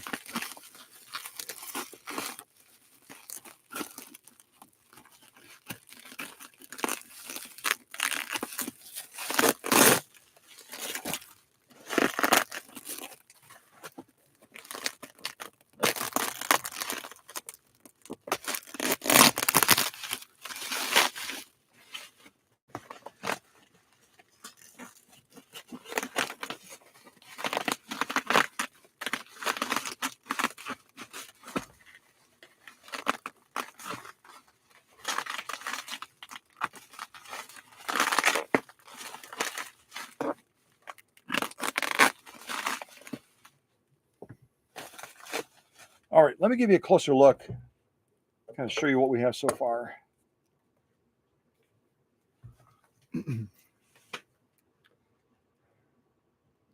So here you can see the front of the machine. This is kind of a tinted green color stretch wrap. So if it looks weird in the camera shot, that's because it's tinted green, this stretch wrap stuff. But here you can see the front of the machine. There's our stitch width controller. That would be consistent with all of the machines that I mentioned. They're all going to be set up the same. Here's our adjuster as far as buttonholing. That's Hank barking upstairs. You can hear him. For our dropping our light. Here's our control B right here that you have to use for setting a lot of the stitch patterns for this machine as well. You have to do the same thing on the 230 and the 332 and the 338. All have this same control center that you can see here. Here we have our light on and off switch, kind of poking through there a little bit. Some of these areas that are a little bit more delicate, like plastic knobs and this little button depressor to turn the light on, I would recommend adding a little bit more protection to these areas, because right now the stretch wrap is just kind of pressing against it. I would add some extra bubble wrap over the top of this.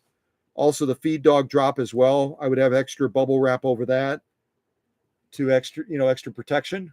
And then the same thing for all of these control areas here as well. Control D, which is our stitch width. Control B, our control for dropping the light, and also our buttonhole adjust parameter thingy whatty collie right here. So just add a little bit extra protection if you ship a similar machine, to make sure it's got that extra padding. But Ronnie did such a great job with the bubble wrapping. That would just be, kind of hedging your bet, adding an extra layer of protection on these more sensitive areas that can get damaged or broken off very easily in the shipping process. And this probably doesn't help you a whole lot, does it? It doesn't help you a whole lot just looking at it like this to know if it's a 338 or if it's a 332. But we'll continue peeling this away, and pretty quick we're going to be able to tell, hopefully, what it is. So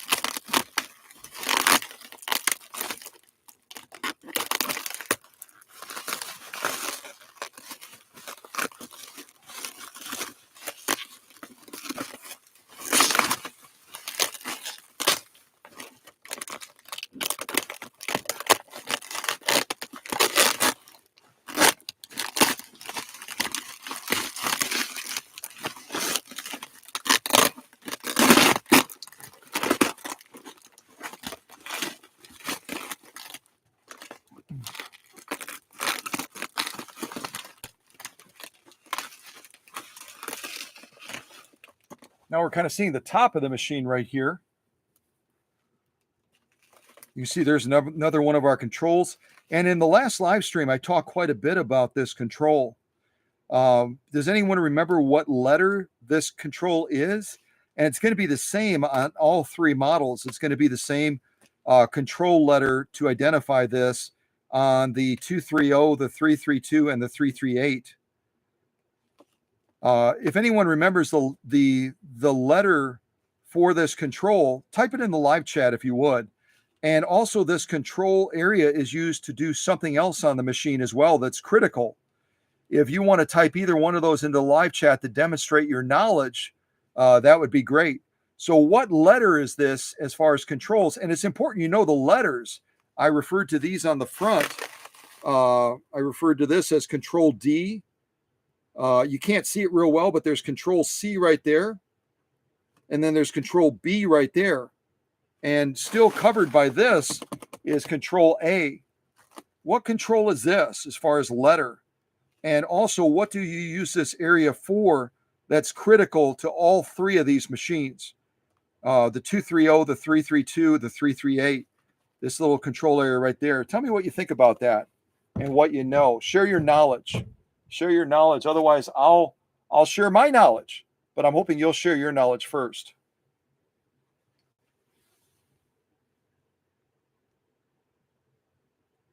Jenny is typing 338.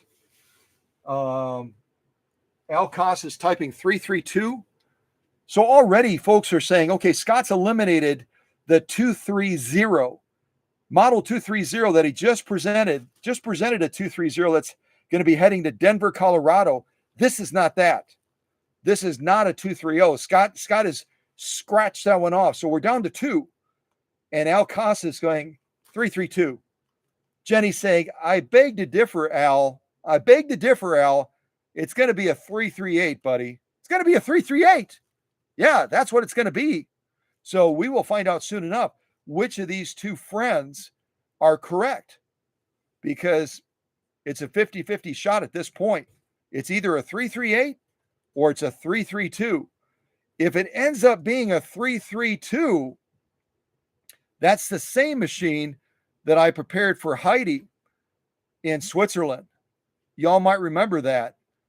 I interviewed Heidi for about 3 hours. All of you were delighted by her accent. If you don't remember that, you can look it up under VIP interviews on a playlist on this channel, and you can listen to that interview I did with Heidi over in Switzerland. She's now using her 332, if that's what this is. That's what Al says it is. Al Koss said it's 332. If that's what it is, she's using that 332 right now in the Swiss Alps to make custom shoes. So one of the machines that was on this workbench went to Switzerland, and now it's making custom shoes by a real Heidi that decided to start doing that. She took a 1-year apprentice program from an experienced leather worker in the Swiss Alps, and now she's making shoes for people around the world using the 332 that I prepared for her and sent it to her in Switzerland. Yeah, that was exciting. Very exciting. That was the very first machine I believe I ever sent to Switzerland. So that was really fun.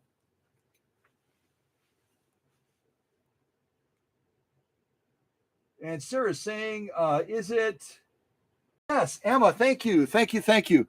The program I was talking about that I've watched some episodes with Emma with is called NYC Emergency, where they're based in New York, and they're showing the ambulance people, also the airlift people, the medical people that are in helicopters. At any rate, check it out on Netflix if you enjoy that sort of thing. And it's not control. I think Sarah had typed the control I was pointing at up here. Is it control A? The answer is no, it's not. It's not control A.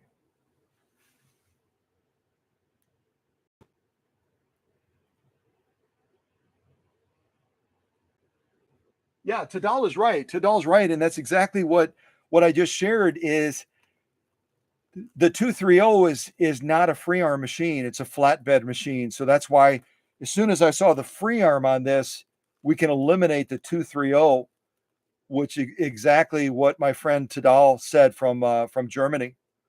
So it's going to be a 338 or it's going to be a 332. We'll find out soon enough. So the answer to the question is, number one, great guess on I think it was on Sarah's part. Let me double check. Yeah. Sarah said, is this control A? The answer is no. It's actually control E. This is control E. And this control, which we can kind of see through the green tinted stretch wrap, this is going to be our on-off switch for the cam functions of the machine. So if we're set on 0, like we are right now, if we're set on 0, we're not going to get any cam response from the machine. The cam function is going to be shut off. We have to turn it somewhere between 0 and 7. I think that's 7. It's hard to see it through here. Through 0, we have to go somewhere above 0, somewhere between like 1 and 7. And then the cam function will be turned on. If you set all the other controls on the machine, including Sarah's control A, which is underneath this little panel that you can slide open. You saw me doing that on the live stream with Maxwell's 230 model. I had to keep opening that and turning that little dial on here to adjust it according to the stitch card. That's control A underneath here. So we have control A. Control B is up here. Control C is our needle position. It's kind of like right over here. Control D is this stitch width control. And then control E is all the way up here on top. Control E is right here. And we also use control E right on the upper edge of here for winding a bobbin. When we take our thread from the spool pin on the back, we have to come from the left to the right around this little tensioner that's built into control E on top. We come around the left side and then around to the right on top of control E, and then it adjusts that tension on the thread as we're winding the bobbin. If we don't use this, the thread will go into one spot on the bobbin. It won't be evenly distributed. This ensures that thread is evenly distributed. Plus, along with, there's a little thread guide at the front here. You saw me on that reel on Facebook. I showed the threading for winding a bobbin from the bobbin around the left to the right. There's a thread guide, and then over to the bobbin over here. And if that makes no sense, you can look at the reel on Facebook and see what I'm saying.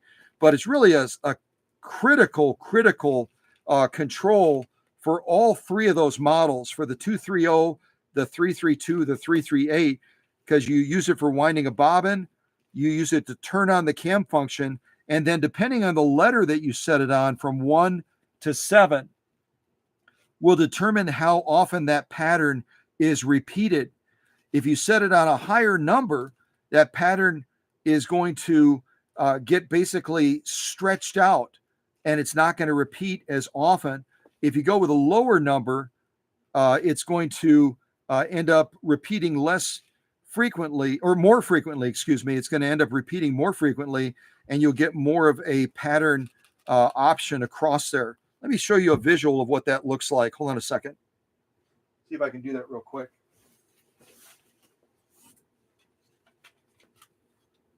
Try. I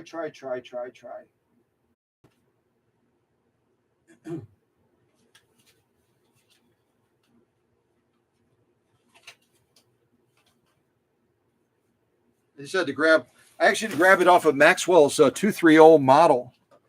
So this is some of the stitching that Maxwell's, if you didn't see that live stream, this is some of the stitching that Maxwell's 230 model did. Again, the 230 model is going to be from the same sibling family as the 338 and the 332. And this is some of the stitching I did on Maxwell's machine. Now, if we, on Control E, if we set a higher number, these patterns you can see right here are going to be repeated less frequently. So instead of seeing 1, 2, 3, 4, 5, 6, 7, 8, 9, 10, instead of seeing 10 of these, when I set it way down low on about 1, or I think it was between 1 and 3, instead of getting 10 of these, you're going to get about probably 3 to 4 if you set it on a higher number. If you turn it all the way up to 7, these are going to get stretched out, and it will only fill probably about 3 of these in this space, 3 to 4. When you turn that number down on Control E down to somewhere between 1 and 3, you're going to get something more representative of this, which I think looks a lot cooler when you get that repeat of pattern more frequently. And that applies to all three models, the 230, the 332, and also the 338. And the other thing that I share with folks during that live stream is you have to be real careful in using that stitch card, because one side of the stitch card is going to be for twin needle sewing. The other one's going to be for single needle sewing. And if you choose the wrong side, these stitch lines that you see are going to be shrunk down tiny, almost so you can barely see them if you sew with a single needle, because that shrunken thing is designed to use a twin needle, so it expands that pattern using the 2 needles, if that makes sense. So just be careful. You can watch that live stream and get more insight that you can not only apply to Maxwell's Model 230 that's going to be heading back to Denver, Colorado, but you could also apply it to this machine as well, whether it's a 332 or a 338. Hopefully that's helpful. Yeah, and it's kind of beautiful patterns that these machines generate, all mechanical. No circuit board, no computer, none of that doodad stuff. It's all mechanical generated, just like the FOF 130-6s with that coffee grinder, that embroidery kit that's on the back of the 130-6 models that you've seen on this channel as well. It's all mechanical. It's all controlled in generating stitch output that way with the cam stack. Okay, hopefully some of that is helpful. I better put this back with Maxwell's machine, otherwise I'm going to forget to send it back. I always send all the sew-offs back to the customer so they can watch that live stream video, and then they can say, oh yeah, I remember when he sewed that. I remember when he did that one. Yep.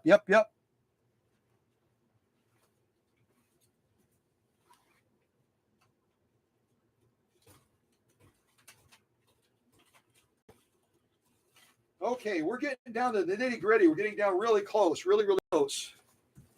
Let's check our time real quick. Okay, we've been running a little bit over 2 hours, so I'm going to step it up a little bit, and I don't want to be rushed. I don't want to cut carelessly, but I'll layers off, get a look at this machine, confirm for sure whether it's a 338 or whether it's a 332, and then we can give a clap either to Alcas or give a clap to, I think was it Sarah? Sarah was the one, I think. Sarah, or was it Sarah or Jenny? Anyway, one of the two ladies, Sarah or Jenny, was the one that said decisively, it's the 338. So we've got a little bit of a competition going right now between, I believe it was Sarah and Alcas. Is it a 338? Is it a 332? We're going to find out shortly. Find out shortly.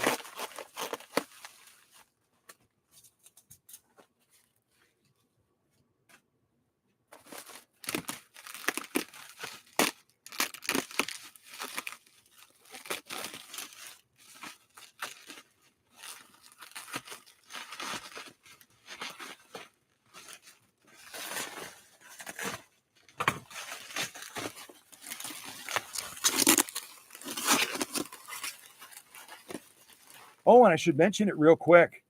This is really, really important. Really, really important. And our sweetheart of a lady, who some people say is the grandmother. Some people say that this gal is the grandmother to Dr. Singer.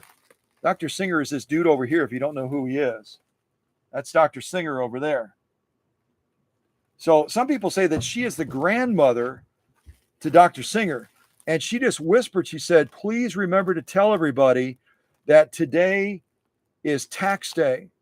If you haven't done your taxes yet, and this only applies to people in the US. I don't think it doesn't apply to Canada. It doesn't apply to Germany or to Brazil or anywhere else, I don't think. I think they all have different tax schedules, seasons, whatever. But in the US, our tax season is due today. So if you didn't do your taxes, get them in before midnight tonight so you don't get hit with late fees. And I want to thank you for that reminder. Okay. Good deal. Tax day. Not the most pleasant holiday to remember, that's for sure.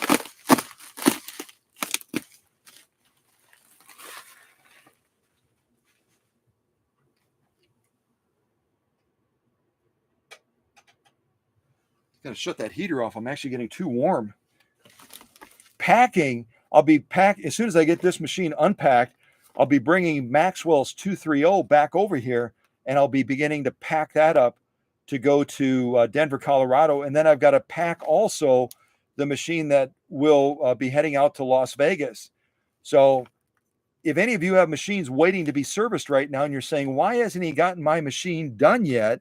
Because I have all these other activities going on at the same time in the workshop, packing machines, unpacking machines, going out sometimes to service customers in their home if they're elderly. And my friend over in the UK, Alex Askroff, does the same thing, or at least he did before he got sick. He was going out to help elderly customers in the home as well. So all of that said, plus I go down to the paint shop. All that said, I'm going here, bing, bing, bing, bing, bing, bing, bing, bing, bing, bing, bing, bing, bing, bing, bing, different directions. So thank you in advance. If your machine is waiting in the workshop right now, thank you for your patience. A lot of stuff going on, and I'm on my own. This guy doesn't help me at all. He just hangs out and goofs off. He's a goof off. You can put your hands on your shoulders. I don't care. Or your hips, I meant. Your shoulders are up here, sort of. At any rate. Yeah, he's just a goof off. Mr. Bean. Never serious. That's okay. That's who he is.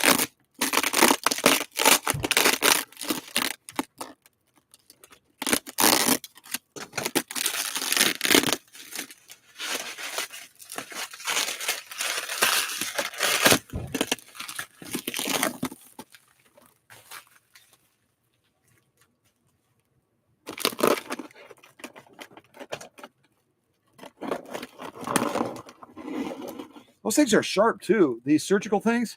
I'm not even cutting right now. I'm just kind of gently pushing down. I think I've seen that on programs where the doctors, the nurses that are using this type of scissors, they just go zzz, It's really sharp on the edges here. Really, really sharp stuff.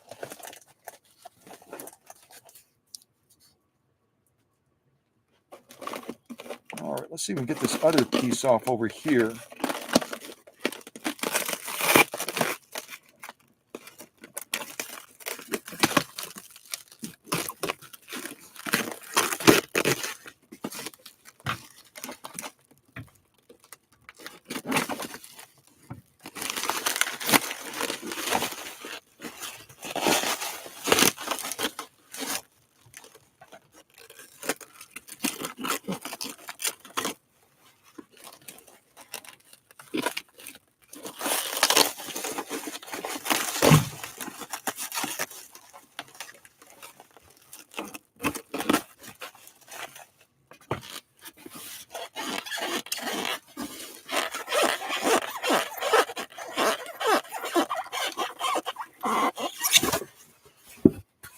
That was really stuck on there. I was getting ready to call Roto-Rooter or something like that. That was really stuck on there. Nicely capped on there, right, going over the end of the free arm, and then going right over the, conforming right over the faceplate as well. Really a good idea. It's a nice way to add that extra protection. And you remember Ronnie had that on the other side too. This wasn't as visible. This was kind of covered underneath that onion of stretch wrap and bubble wrap and everything. So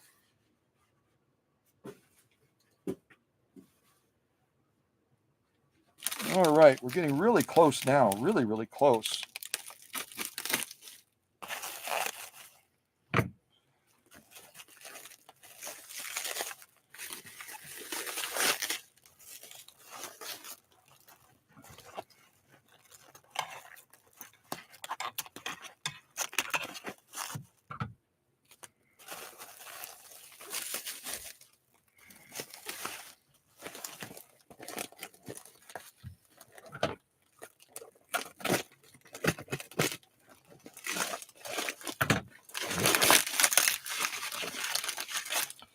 And if you're pulling this this wrapping off around here, be careful because there's the two collapsible spool pins right here. You see they're down in the down position right now. If you pull this off in the wrong way, you could damage these because they're a little bit on the fragile side. So I'm going to have to kind of cut around these a little bit to be able to peel this back so that I don't damage these collapsible spool pins right here. Hopefully you can see that in the shot.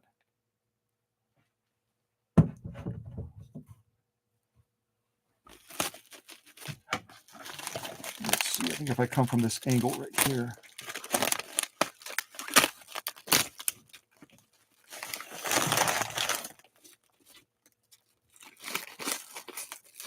Just about got it.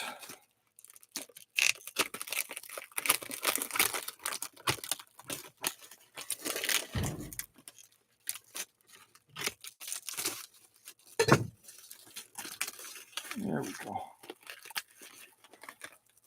Kind of see what I'm saying now.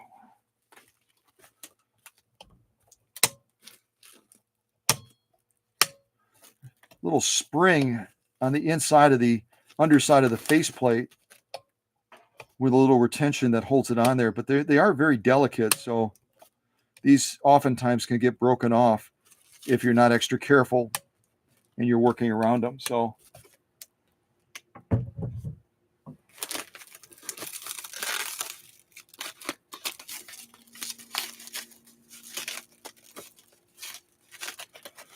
right now I'm taking the scissors and I'm going right between Control B right here and Control E. I'm going to see if I can go right between those two very carefully.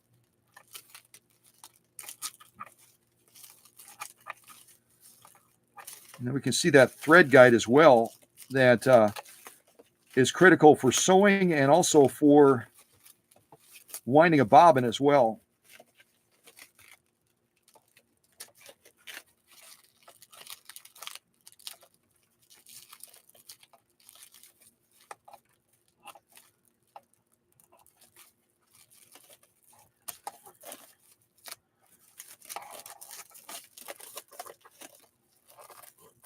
Don't tell the doctor I'm kind of like doing surgery right now. He'll be back up here again, breathing down my neck as I'm trying to do this. I know you heard that. I know you're right over there. I know you heard it.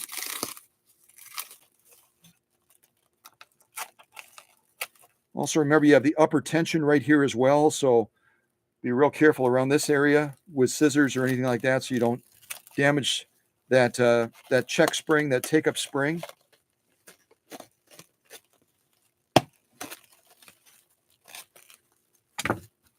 You see right here, we've got that very delicate check take-up spring right there. That gets caught on stretch wrap like this, and you just yank that stretch wrap away, you're going to end up damaging this upper tension unit. And I can feel right now the tension is not correct on there. That spring return right now, something's going on with this. It's real weak right now with this check spring for this upper tension. But again, I think I had the camera angled a little bit weird, but just be real careful around this. It's very fragile.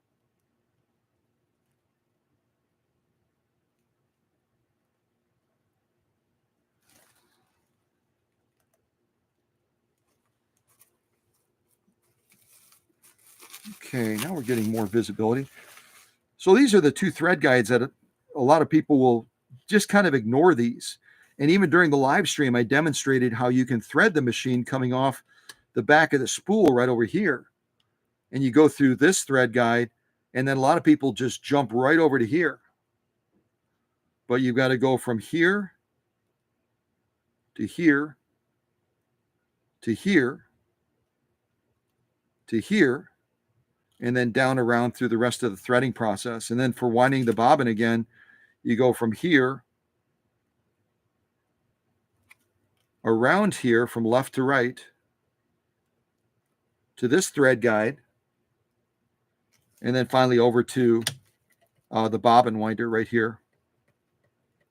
And there's a clutch to disengage as well, so you got to make sure you do that as well. And there, I think it was Sarah. Sarah was, I think, the one that asked about Control A. This is our Control A right here on the machine. And again, this one you can only turn clockwise like this. Our cam stack requires a lot of servicing, sometimes adjusting as well. And then it's not until we pull the entire cover off that we can see that our pressure foot pressure adjuster is underneath the hood. You got to take the cover off. Our pressure foot pressure adjuster screw is right about there underneath. I'll show you once we get the top totally clear. Right now we have some stuff still stuck on. So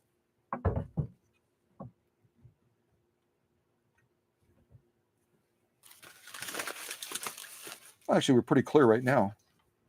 Just kind of wiggle the top like this. You grab it on both sides, you wiggle it, and then it comes off. And if you're adjusting pressure foot pressure, this is your screw right here to do that. That's your pressure foot pressure adjuster. I've had people that have contacted me, didn't know that. They didn't know what this was for. And they're struggling with material feed. And I said, did you adjust your pressure foot pressure on your model 230 or your 332 or your 338? They said, where is it? It's usually on top. I said, it's underneath your hood. Pull the top off, and then you turn this clockwise to increase using an appropriate screwdriver. Something like this. This is a little bit too small, actually. Get a screwdriver on there, turn it clockwise to increase, turn it counterclockwise to decrease. And then this little screw right here is what holds your faceplate on. So you'll turn this counterclockwise, lefty-loosey, and then eventually this bolt will stay in place. And this whole assembly will drop down. And when you put it back on, make sure this right here is your control for your auto needle threader. Make sure that you join these two back together again. Otherwise, your auto needle threader will not work properly. So two important little screws that a lot of people don't know anything about, and they own one of these machines. And that's okay. Hopefully they stumble across this video, or you point them to it and say, hey, if you want to learn more about your model 230 or your 338 or your 332, go and check out Scott's channel. And they may discover they didn't even know about these two. They didn't know they could access this to service and to do maintenance on their machine. And they didn't know this about the pressure foot pressure. So plus look at all the other areas of servicing that are critical across the top of here.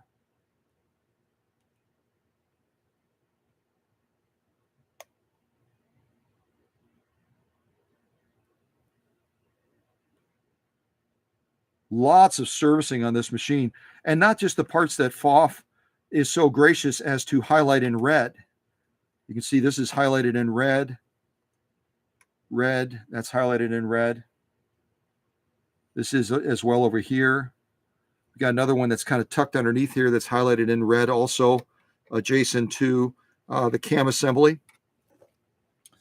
And then these are our fine adjusters right here, which I'm not going to be able to tell you what to do with them in a live stream.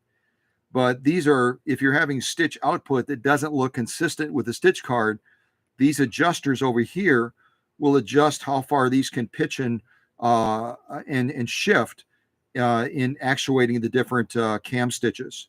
That's what these are for. These 1, 2, 3, 4. And you'll find some models that have 4 of these. You'll find some that have 3. And there's even a couple of models that have only 2 of these. So they all vary. And again, the difference between Maxwell's 230 model, you notice on this model here, we've got twin cleated belts that time and drive the machine. Whereas on Maxwell's, he's only going to have a single belt on there. Cleated belt over here for the balance wheel as well that goes down to a very cool pulley system, and then also goes off of the output pulley on the motor also. And the motor for these is a little bit harder to get to. You have to kind of, you can access part of it from the side panel over here, but I typically will take the bottom of the machine off so I can fully service the motor when I'm working on this particular machine. And I don't know if I had the right camera angle. Did I have the camera angle where you could just see the model number on the front of the pillar? I don't know if I had it angled in the right way or not. If I didn't, then I can create more suspense, right? Did anyone see the model on the front of the pillar? Did I have the camera pointed that direction?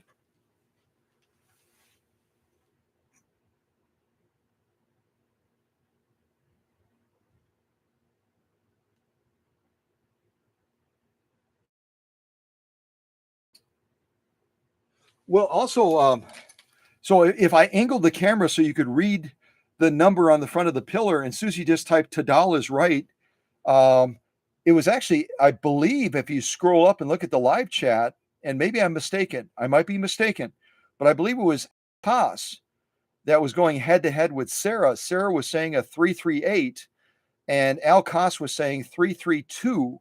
Now, it's possible Tadal also said that, but let's review the chat real quick and see that we give credit to the right person or the right people that were saying 332. 332. Because that is, in fact, now I'm intentionally pointing it that way. It is, in fact, a 332, which in German is 300. And then in German, you switch the two numbers. Instead of saying 323, you say 332. You actually switch the last two numbers in German. So it's 332 for the 332. 332, yeah. And as we're kind of looking at this machine, we have almost all the packing material off, thank goodness. We're looking at this machine. You can see again a little bit more readily the lay of the land. On Maxwell's, you had more of a pivot to drop the feed dogs. Here you've got a dial mounted to the bottom area just adjacent to the bed and the pillar. You turn it more like a dial to drop the feed dogs. On-off switch, and you can see how gnarled that is. That's why I always say you got to protect these a little bit more carefully because they're so vulnerable. This one has been scratched and scraped and little chips out of it and everything. So you got to be really careful with this light switch. Otherwise, you have to go. It's a little bit of a pain in the neck. I've had to replace a couple of these. It's a little bit of a pain in the neck to get in there and to replace this because it's kind of tucked away. Then we have our reverse right here. To reverse, you rotate it basically to the left, rotate it like this. And then when you're done sewing in reverse, you rotate it back. And then we've got our stitch length right here. Our stitch length anywhere from 0 to 5. And I shared this in Maxwell's live stream. When you're looking to do the embroidery cam generated type stitches on this machine, you're going to be bringing this stitch length all the way down to right around 0.75, maybe even 0.5, way, way, way down there to do most of the decorative ornamental type stitching. And then we come over in this area. We've already talked about some of these controls already. Control A is up here. Control B. Control C, which allows you to adjust needle position. Control D. And then when you have the cover off, you really can't see it. But Control E, which is going to be right in this area when that hood goes on to connect with it. Yeah. So those of you that did guess model 332, I know Al Koss was one of them. Susie was saying that Tadal also thought it was a 332. Give yourself a clap. I can't clap right now because I'm holding the camera and my other hand is pointing, but I'm clapping in my heart. I'm clapping in the heart for all of you that venture to guess, even if you didn't get it right, because it's all about learning together and just learning and being in wonder of these great machines, whether it's a 332 like Maxwell's, or excuse me, a 230 like Maxwell's, or 332 like Ronnie's. Or ultimately, if we have a 338 on the workbench as well, that would be fun just to see how they differ,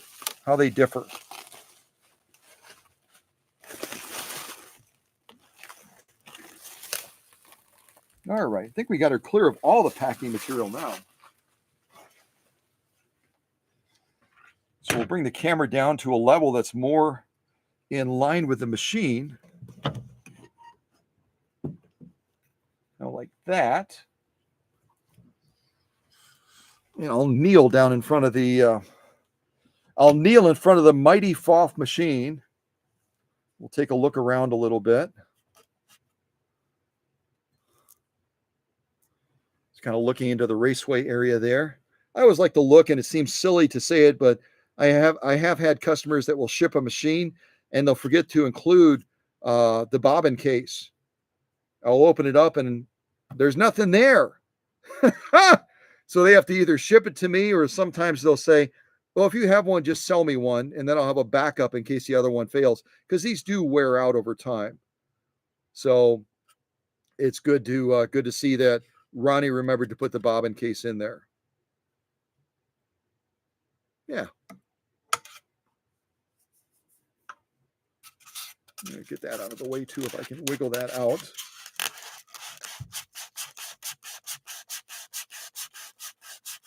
That's nice and snug.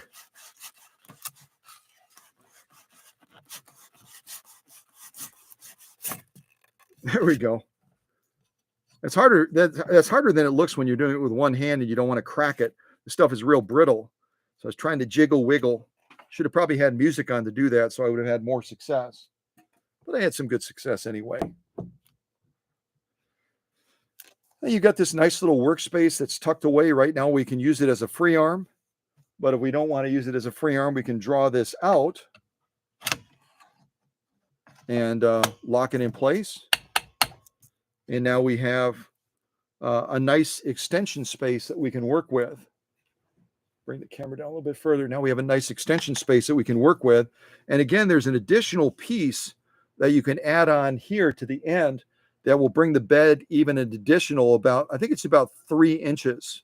It'll bring it about 3 inches out. So you can have even more workspace. Like I said, when you add that extra piece to the end, you have a workspace that in overall length is actually even greater than the Husqvarna green machines. And we all know what those green machine beds look like. They're fabulous. And with those, you have to take them on and put them back on again. Take them off, put them on, take them off, put them on. This one, the beauty of this, again, you're done with this and you want to use it as a free arm again. You just pull this out a little bit and then it tucks away back underneath there again. So really, it just points to the brilliance and the intelligent design of the Western Germany sewing machines that Pfaff put out. So just a lot of thoughtful, creative design and functional design as well, allowing this to tuck away like that when you don't need it. So, yeah. I don't think I'm going to fire this up right now. I don't think I will. I think we've run long enough, and you've seen me fire a lot of these up. I could try to do it. Let me see what kind of plug-in we have. Let's see, power, foot controller connector.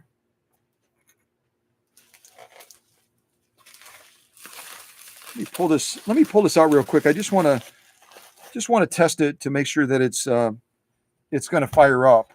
Make sure that we're clear there.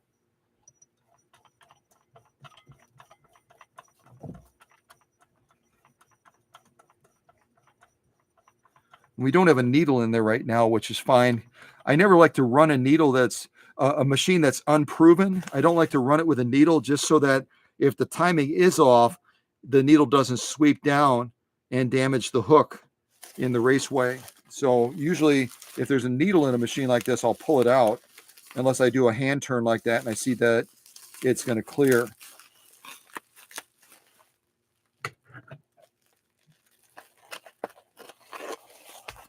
And this is labeled the old foot controller. So let's take a look at this first.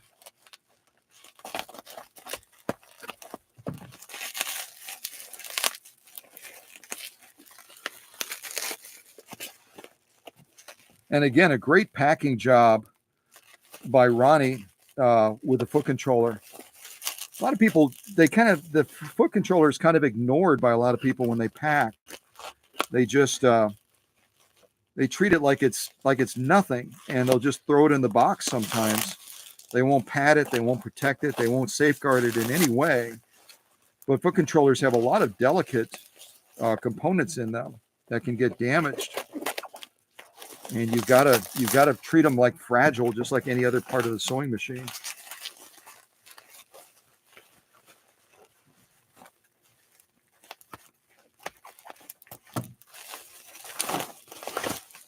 And I think I have a power cord for a Pfaff within reach that I can. Oh, we may not be able to use this one. It looks like it's got some wiring issues. Looking from this edge right here, it looks like it actually is damaged.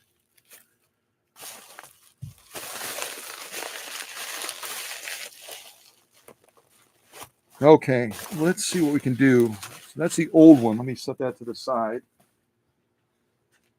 See if we can go after let me go after one of my power cords. See if I can grab one of my power cords real quick.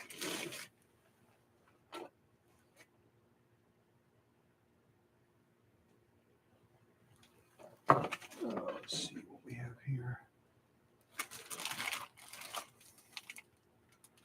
That one's cut off.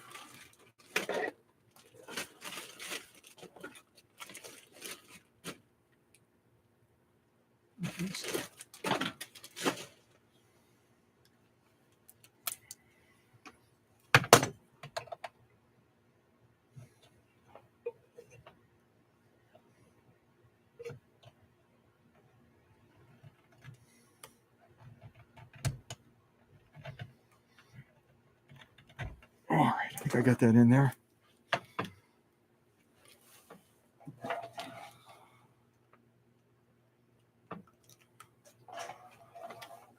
Okay, so our light is good to go. And based on the brightness of that, I am guessing that Ronnie has already put in, yep, I can feel it with my hand. Ronnie has already put in an LED light. There's already an LED light in there. We shut it off and you can look at it.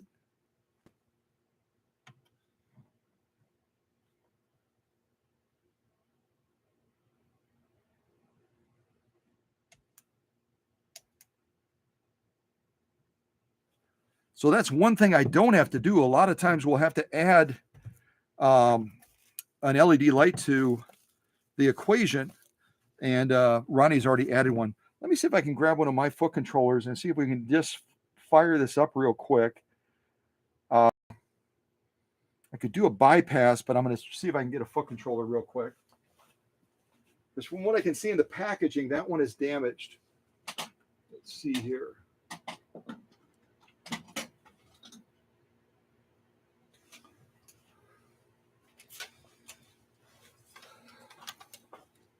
So this is an original foot controller for a FOF, and it certainly potentially could work with any of the models that we talked about today, the 332, which is what this is, the 338.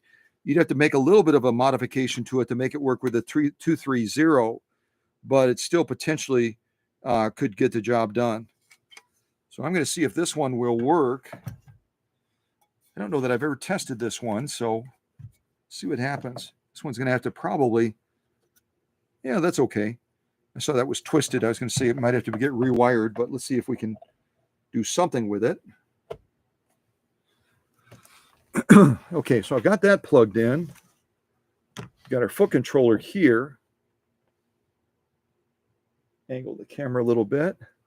We'll do it without a load first. Whenever I have an unproven machine, it seems to turn okay. It seems to turn pretty good.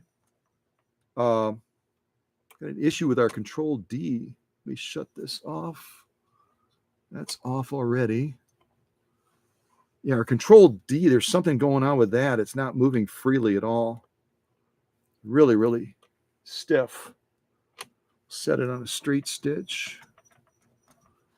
Take the clutch out.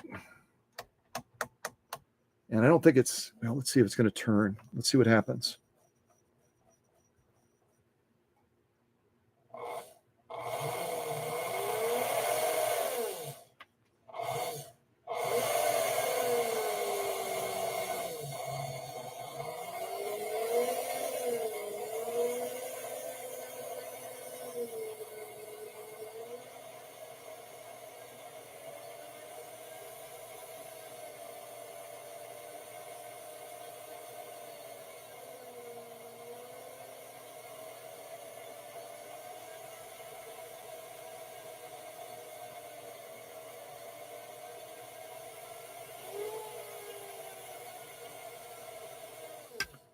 I don't know if you probably can't hear it because the microphone is all the way over there, but I'm hearing a metallic rubbing sound. I don't know if you can hear it on the microphone or not. Let me do it again.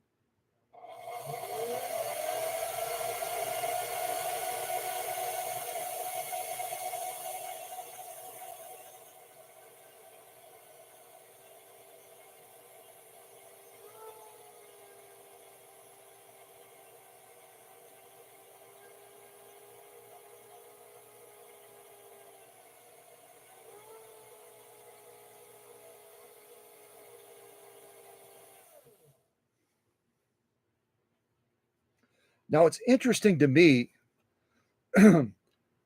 Ronnie obviously just sent this to the workshop. I don't remember what the box said as far as when I received it, but I literally just got it. She was surprised it got here so quickly.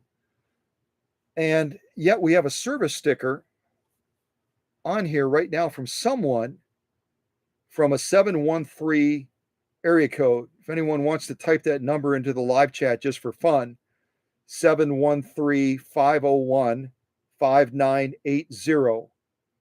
If anyone wants to type that in live chat, it says his machine was just serviced this year in February 17th, 2023. Hopefully you can see that, maybe. February 17th, 2023. I have no idea what 713 area code is. Maybe it's Texas. Somewhere in Texas, I would assume. But this machine was only serviced 2 months ago, 60 days ago. And whoever serviced it must have not done a spectacular job. And what I'm hearing right now from the machine, even without engaging the main shaft, it doesn't sound really, really smooth. It doesn't sound like it's moving with ease. So this machine was only serviced about 2 months ago, and now it's in Wisconsin. So it goes back to what I say all the time, and it's not to beat up the sew-and back places like DSM Repair, which is what this little sticker says, DSM Repair, but it's to point out that you're going to get different levels of service depending on where you take your machine. you're going to get different levels of service. And again, no knock to these folks. I assume 713 is Texas. I think it is, maybe. No knock to these folks, but some people know what to do and some people don't. Some people know what a thorough servicing and adjustments on a Western Germany machine is, and others will take off the lid and they'll drop some oil in those points that are marked with red. They'll turn this. Yep, it's turning. They'll engage that main shaft and go, yep, it's turning over there. I guess it's okay. I think it's okay. Okay, Ronnie, yeah, your machine's all set. We got her all serviced and she's doing a good job. We've done everything. Yep, complete service on your German. They may not even know it's German. I'm sorry to say that. That's horrible. Anyway, your machine, your 332 thingy thing, your faff, whatever that, it's all ready. Come and get it.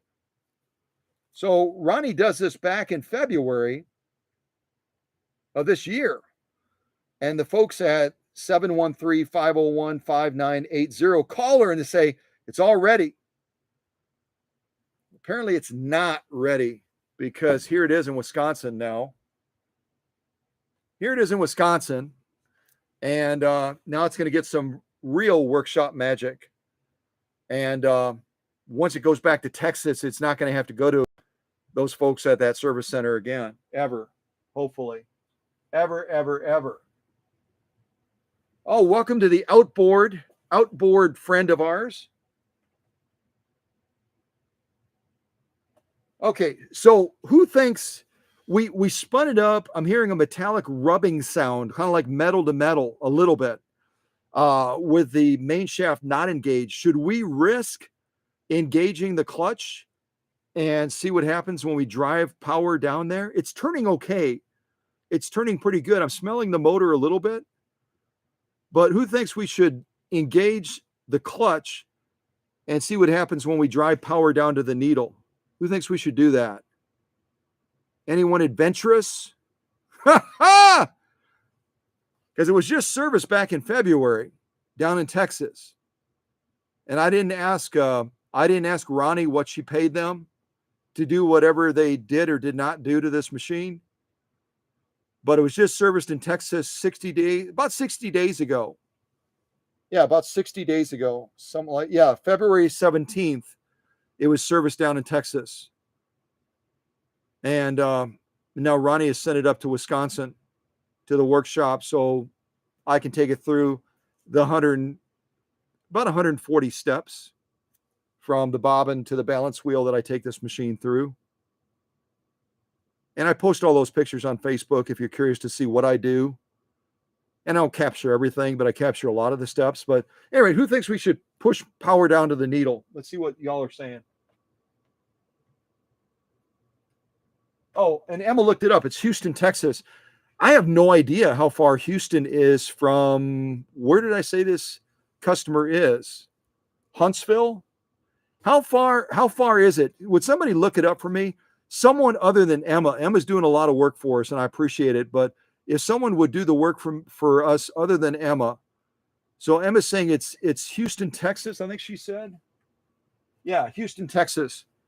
The 713. How far is Houston from Huntsville, Texas? How far did our customer Ronnie, how far did I better drink some more soda. How far did Ronnie have to travel to get this machine serviced and then drive to pick it up, only to find out that it wasn't serviced to the level that it should have been? And I think I'm saying that politely enough. I hope I am. I hope I'm saying that politely enough. There's no reason if she got it serviced in February 2 months ago that she would have ever paid to ship it up here to the workshop if it was serviced to the level that it should have been done. I think that's a fair thing to say, don't you? I think it's a fair thing to say. So the folks down there in Houston, they didn't do the job that probably should have been done. I'll be more blunt. I'll be even more blunt. They didn't. I don't want to say they did a crappy job, but they didn't do a great job. Otherwise, Ronnie would not have paid the amount that she paid to ship it all the way to the workshop, plus along with the work that I have to do to the machine. So, like I said, depending on where you send a machine or take a machine, you're going to get a different level of service. And I can say pretty confidently, you're never going to get the level of service on that machine unless you send it to the workshop. It's just not going to happen. It's not going to happen. So, is that 60 miles, Susie, one way? So are we saying that did our customer drive 120 miles round trip to this place in Houston to get it serviced, only to find out that they didn't do a great job? Is that right, Susie? 120 miles round trip?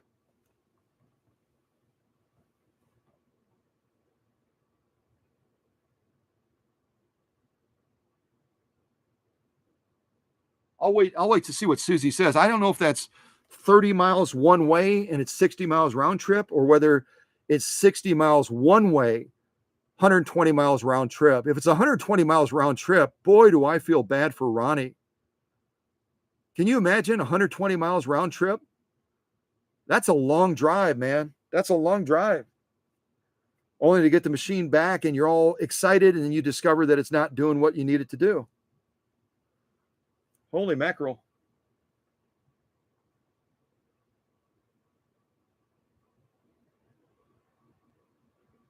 So yeah, 160 60 each way. How would you feel as a customer? How would you feel as a customer if you're down in Texas or anywhere for that matter? You might be down in Florida and you call a bunch of different places and you reach this place and they say, "Oh yeah, we work on those 332s all the time. We know them like the back of our hand. We know them like the back of our hand." You drive the 60 miles and that machine will make you amazed. You're going to be blown away by how well that machine is going to do. So you do it. You drive 60 miles, whether you're in Florida. For Ronnie, it's down in Texas. She drives from, from where she is, Huntsville. She drives from Huntsville, Alabama. Oh my God. Let me get some soda. Hold on a second. She drives from Huntsville, Texas, to Houston, Texas, which, from what Susie just shared, is about 120 miles round trip. She gets all the way back home in Huntsville, Texas, plugs the machine in, and it's not doing anything that it's supposed to be doing. It's not even clear maybe whether or not they did anything to it, other than maybe oil those points across the top that I showed you that are marked with red. I'm guessing you'd be pretty ticked off, wouldn't you? 120-mile trip, plus you paid him to service it. I don't know what you paid. Maybe $100, $120, something like that. That's got to be frustrating. That's very frustrating. Oh, that was Jenny from Ohio just saying thank you. So you're very welcome, Jenny. You're very welcome. So at any rate, I don't want to beat these people up. I don't want you to call them. It's kind of fun to make calls though sometimes, isn't it? I'm just saying I'm being naughty right now. Dr. Singer is shaking his finger at me saying, "Don't you tell your friends, don't you tell the family, don't you tell your viewers to call those people in Houston and say, why did you do such a crappy job on Ronnie's machine that she had to send it all the way up to Wisconsin?" Don't do that. If you want to just call them and say, "Is your refrigerator running? You better go catch it." Go, you can do that. I mean, I'm okay with that. But yeah, don't call and beat them up. Some people just don't know what to do they? They just don't know what to do. And in some cases, they don't want to take time to do it because they have overhead of a shop and they can't spend 12 to 14 hours on this machine like I will to get it right. They'll spend like 45 minutes, if you're lucky, 45 minutes. There's no way you can service a 332 in 45 minutes. You can't even come close. What you could service in 45 minutes on this machine might be the raceway. Yeah, you could go through most of the raceway in 45 minutes. That's it. So you get what you get. And wow, bummer, right? The way I drive, if I drive 120 miles round trip, if I just go to Houston, pick up the machine, turn around, come right back, it's going to take me probably a good 3 to 4 hours. Now, some of you drive really fast and you could probably make it in less time than that, but still you're driving 120 miles round trip. You're paying a fair price to get the machine serviced. And now Ronnie has to pay additional money to get it here. I want to say it was close to $150 that she paid to ship it up here from Texas. So she pays the folks in Houston. She pays for gas. I don't know how much gas is in Texas right now, but gas is ridiculous pretty much everywhere. So you're paying for your time, you're paying for your gas, you're paying to drive that 120 miles round trip. You're paying them for their service fees, whatever that was. And now you're paying to ship it up to the workshop. Then you're paying Scott for his time. She could have, and I'm not faulting Ronnie from this, because you know what? You go with what's local when you can. And if they make certain promises, folks in Texas are good, hardworking folks. They generally are very honest. And these people, I'm not saying they were dishonest, but maybe they were just in over their head a little bit and they didn't know what to do. I get that a lot with these German machines all the time. But I feel bad for her, don't you? Don't you feel bad for Ronnie a little bit? I do. But you know what? The past is the past. And we're going to get it right now. When this machine is live streamed, it's going to do its magical dance just like Maxwell's did. The 230, the other sibling of this trinity of machines that belong to the 230, the 332, and then also the 338. We're going to get it right here. And then Ronnie will be able to celebrate the greatness of this machine. That's the way it's supposed to be, right? That's the way it's supposed to be. All right. So Emma's given me the green light. Emma's a Brooklyn girl. You guys know that. She's former Brooklyn. Brooklyn people don't go half step on anything. She's like, go for it. Go for it. Go for it. So I'm going to go for it. And if anything bad happens, you can blame Emma, because Emma has given me a double dog dare. She's given me a double dog dare. What can you do other than go for it when someone double or triple dog dares you? I bet you they dog dare people in Texas, because Texas people are not shy. They're pedal to the metal, go after it, tackle it, get her done, all of that. Yeah, they are. So we're just going to go for it and see what happens. What I'm going to do first, though, is I'm going to pull that bobbin case out so that all we have is the hook system. I just cut my fingernails. That was a big mistake. I just cut my fingernails. I wish one of y'all were here right now to help me get this out, because I got no fingernails left at all. There we go. We got her.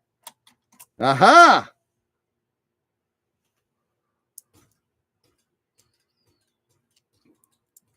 Should we see if this is threaded right, just for fun? So it should be, when I take it out like this, the thread should be coming out over the top. Is it? Yes, it is. Perfect. A lot of people will thread these wrong, and then they have thread breaking and other things going on. But when you thread these, let's say you have the bobbin in your right hand, the bobbin case in your right hand, and the bobbin in your left hand.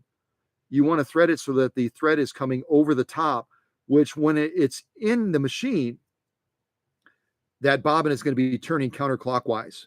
Okay. So if you have yours threaded some other way and you've been having the thread breaking or feed issues as far as the thread, sometimes you get a nice stitch, sometimes you get weird stuff going on, rethread it so that that thread is coming over the top when you put it together like this, and you'll have a lot better results. There's probably about 10 service points on this bobbin case alone. Yeah. There's all kinds of servicing to do on machines when you do it the right way, isn't there? All kinds of things to do. So our presser foot is up, so we're not going presser foot against feed dogs. There's no material in there. Always make sure this is up if you're going to run it. And there's no material as a buffer between your feed dogs and your presser foot. So let's see what happens now. There's the voice of confidence. It was only serviced back in February, folks. Only serviced back in February. So let's hope that it doesn't do anything bad. Yeah, let's hope. All right, I'm going to turn our light on too. We'll turn our light on so that if there's any flames that, I'm kidding, I'm joking. There's no flames that would come up there. Yeah, there's no flames. Here we go.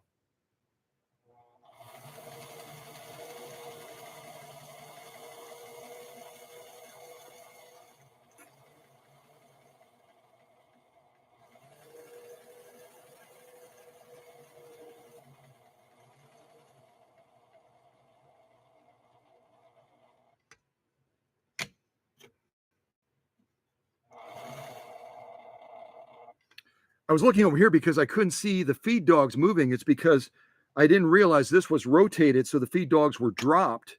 I didn't turn this. So when this was shipped, this didn't turn, obviously in shipping. The feed dogs were dropped. Now they're up, which is good. Yeah, we're getting good feed dog movement now.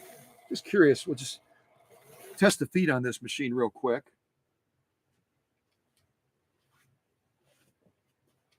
Again, we don't have a needle in it right now, so there's no needle.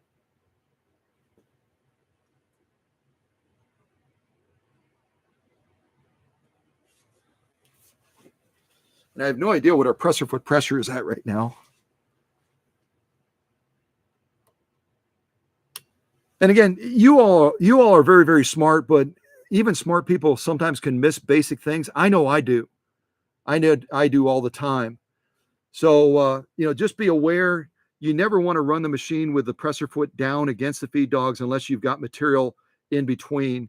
Because what it'll do, well, actually, let me ask all of you that, because I've mentioned this before. All of you are going to remember. What are the two major problems with running it like this, with the presser foot down against the feed dogs? What are the two major problems that can occur in relation to the machine if you run it like that instead of running it like this? Just type it in the live chat if you wouldn't mind. Type in the live chat, why don't we run machines with the presser foot against the feed dogs with without material in there? Why do we do that or don't do that?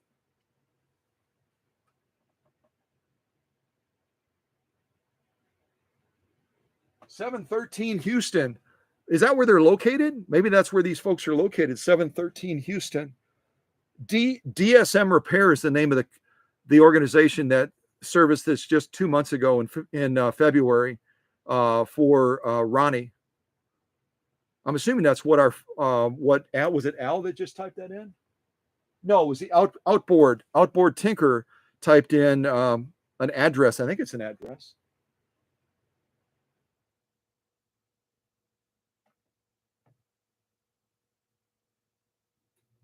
Yeah, that's what Susie just wrote is right on target. We don't run the machine like this with the presser foot down. We don't run it down against the feed dogs because it's going to dull the feed dogs. The feed dogs have to be able to grip that material and feed it. That they have to have some level of sharpness and edge to them.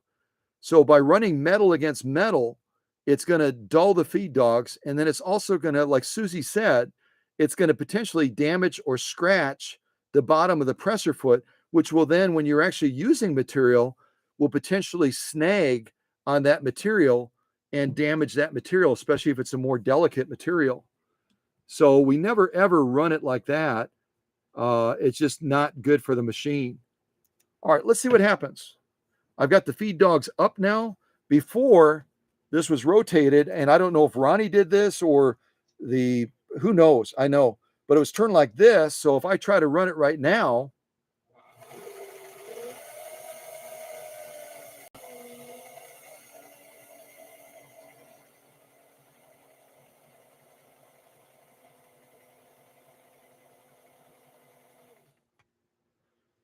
we got no material movement.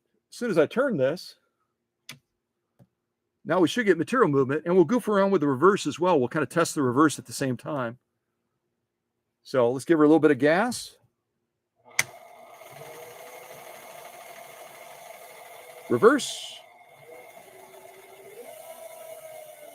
We're getting a lot of slippage over here. I don't know if you can, did you hear that click? It was a loud metallic click. That was one of the pulleys with that belt slipping over here. So when they serviced this machine back in February, they definitely did not adjust the pulleys. This has a very specific pulley system on it, and you've got to adjust that pulley so that that belt has the right tension, that cleated belt, so that it's moving smoothly and not allowing it to flux and waver, because then it'll kind of bind a little bit and do weird things. All right, go back the other way again. Hear that slipping? It's slipping right now. It's slipping. Go back again. Slipping, slipping, slipping, slipping, bad slipping. See that right now? I'm giving it a lot of gas. That material should just be going vroom. But we're not getting any traction. We're not getting any traction over here because that belt is not adjusted properly. Or maybe it's damaged. I haven't opened it up yet. I have no idea. A lot of slipping. Oh my gosh, it's horrible.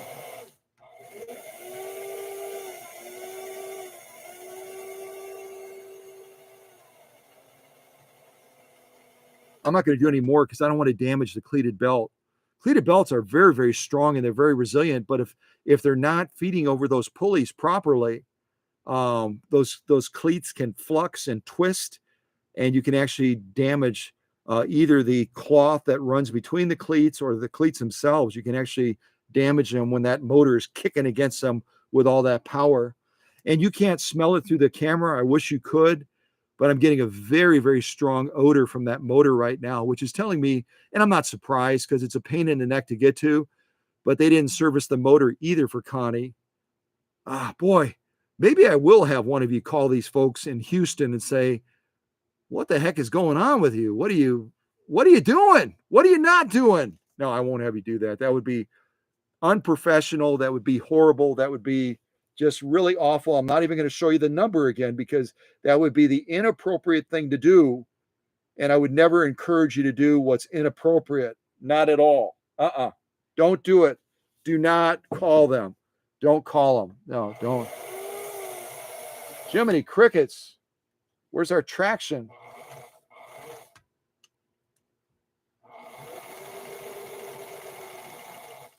So we're set on straight stitch right now. We got this on 0. Just kind of watch over here by our needle bar. I'm going to go ahead and adjust it over. Again, this is not turning well right now. I don't like the way it feels. Adjusting it over to 4. See if we get a nice wide swing on that needle bar now.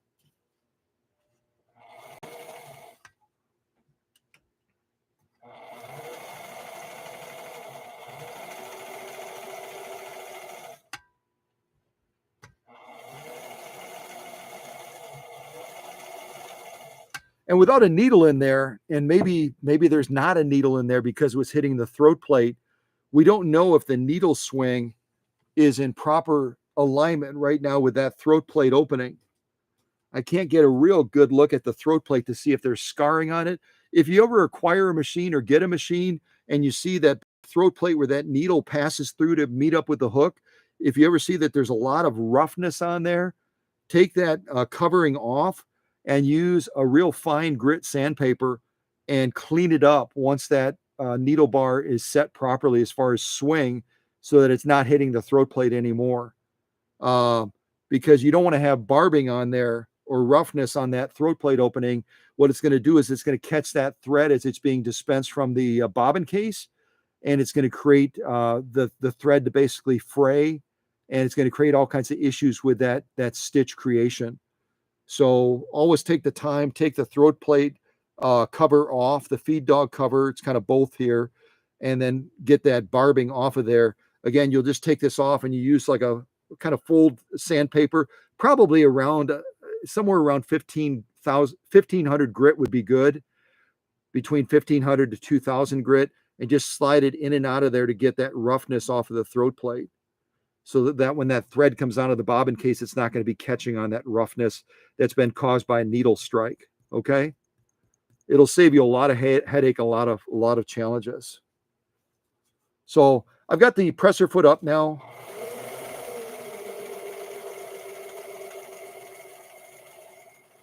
Yeah, I don't know what they did to the machine. I don't know what they did. But at any rate, this is Ronnie's 332. What a great machine. This is the same one that we sent to Heidi in Switzerland. This is one that same type of machine that's making shoes right now in the Swiss Alps.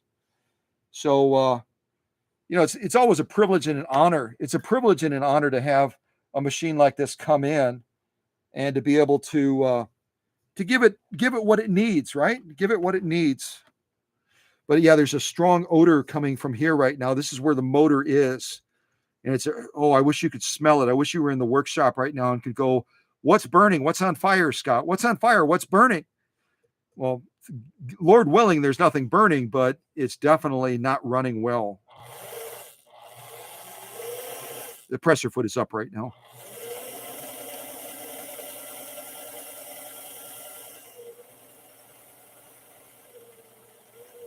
You're going up and down. I'm not moving the foot controller. It's going up and down. So yeah, it needs some love, doesn't it? It needs a spa day. It needs a spa day. This is the back of Ronnie's machine here.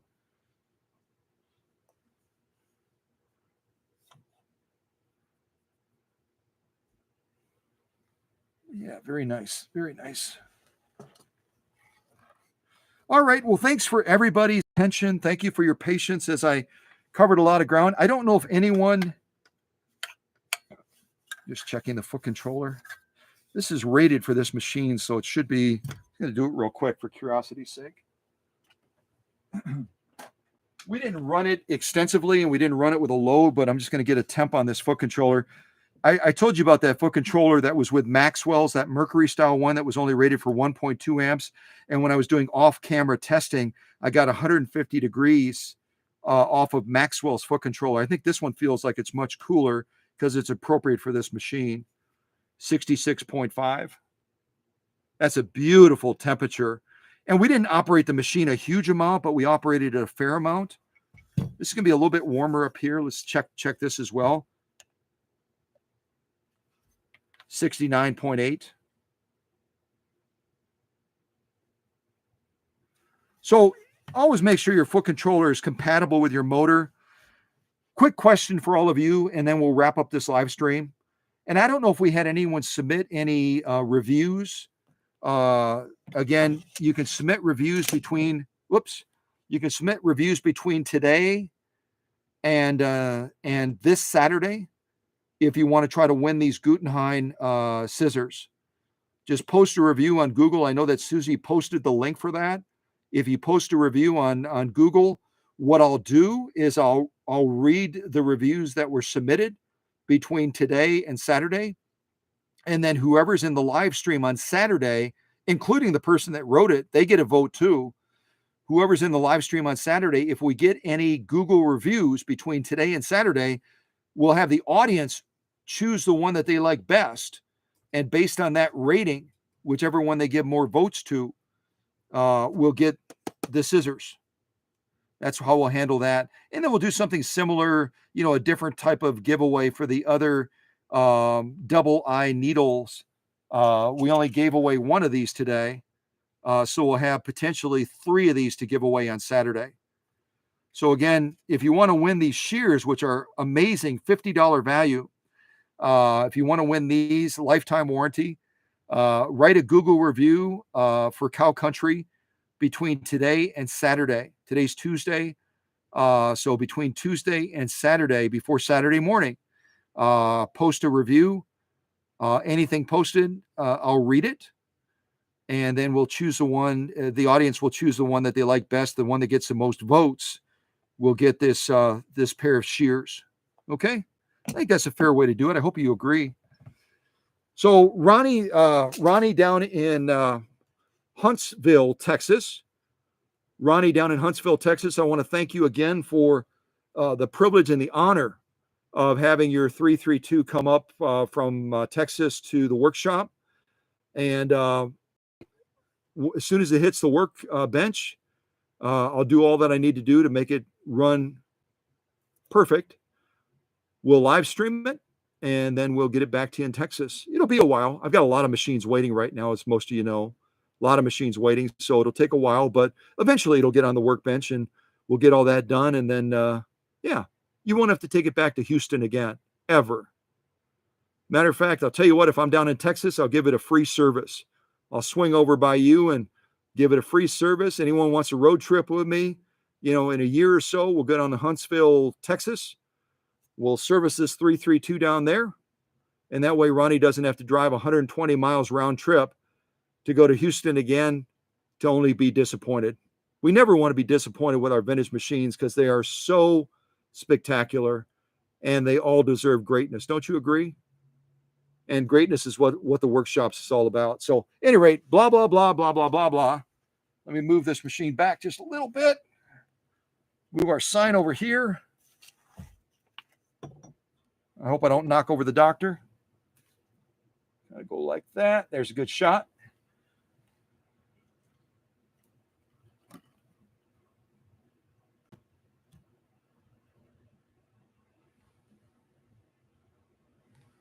God bless everybody. Thank you to the moderating team for taking great care of the family. Thank you to everyone that was in the live stream today. And thank you as well to those that will watch this later as a video. And it's always amazing to have all of you. I'm so grateful and so honored to have you as part of our family. And again, thank you to all those that stepped into the live chat today and made such a fun exchange of ideas and thoughts and communication and friendships and everything else that goes on when you join the live chat. And thank you to also those that sat back in the shadows and aren't quite ready yet to take a step forward. That's okay. You step forward when you're ready. And for now, the workshop is closed, at least for the live stream. I'm going to probably flip that sign as soon as we end the live stream and get back to work on that machine, that Bernina, so I can get ready for Saturday. And then just keep plugging away. So God bless everybody. And thank you again to the moderating team for taking such great care of the family when I'm over here doing what I'm doing. And so grateful for our leaders that have taken that step forward to help out. All right. God bless everybody. Take care. Yeah. Let's see. This is a German machine. I should probably put on some polka music to officially wrap this up. See if I can find my polka music. Where is it? Oh, wait a second. I had an unread message. What is that? Oh, that was from Jenny. Okay, we're good. Where is my polka music? Polka, polka, polka. Come on. I'm going to find the polka music eventually. Maybe I won't.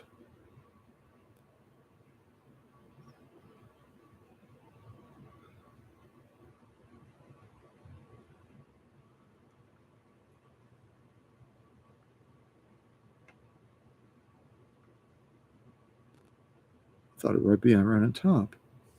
Well, I guess we're not going to have polka music. It's disappointing.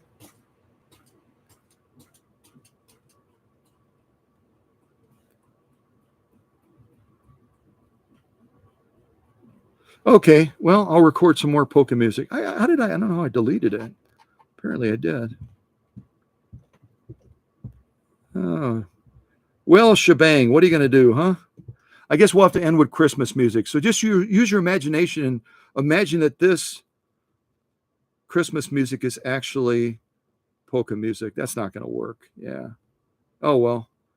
When you got lemons, you got to work with lemonade or something like that, however that saying goes. Honda CRV. Hey.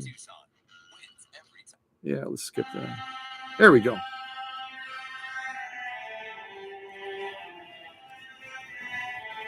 All right, take care, everybody. See ya.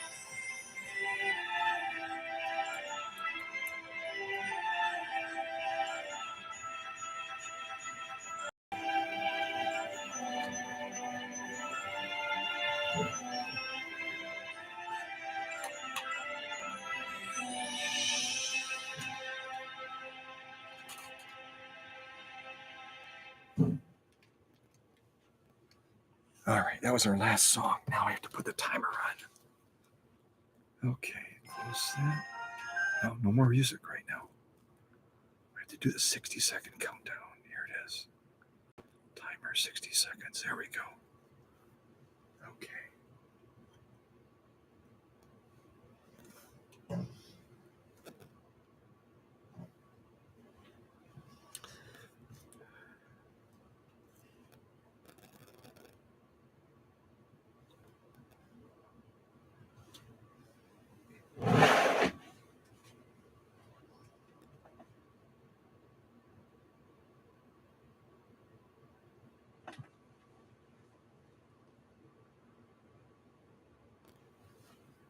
Sorry about that. There you go.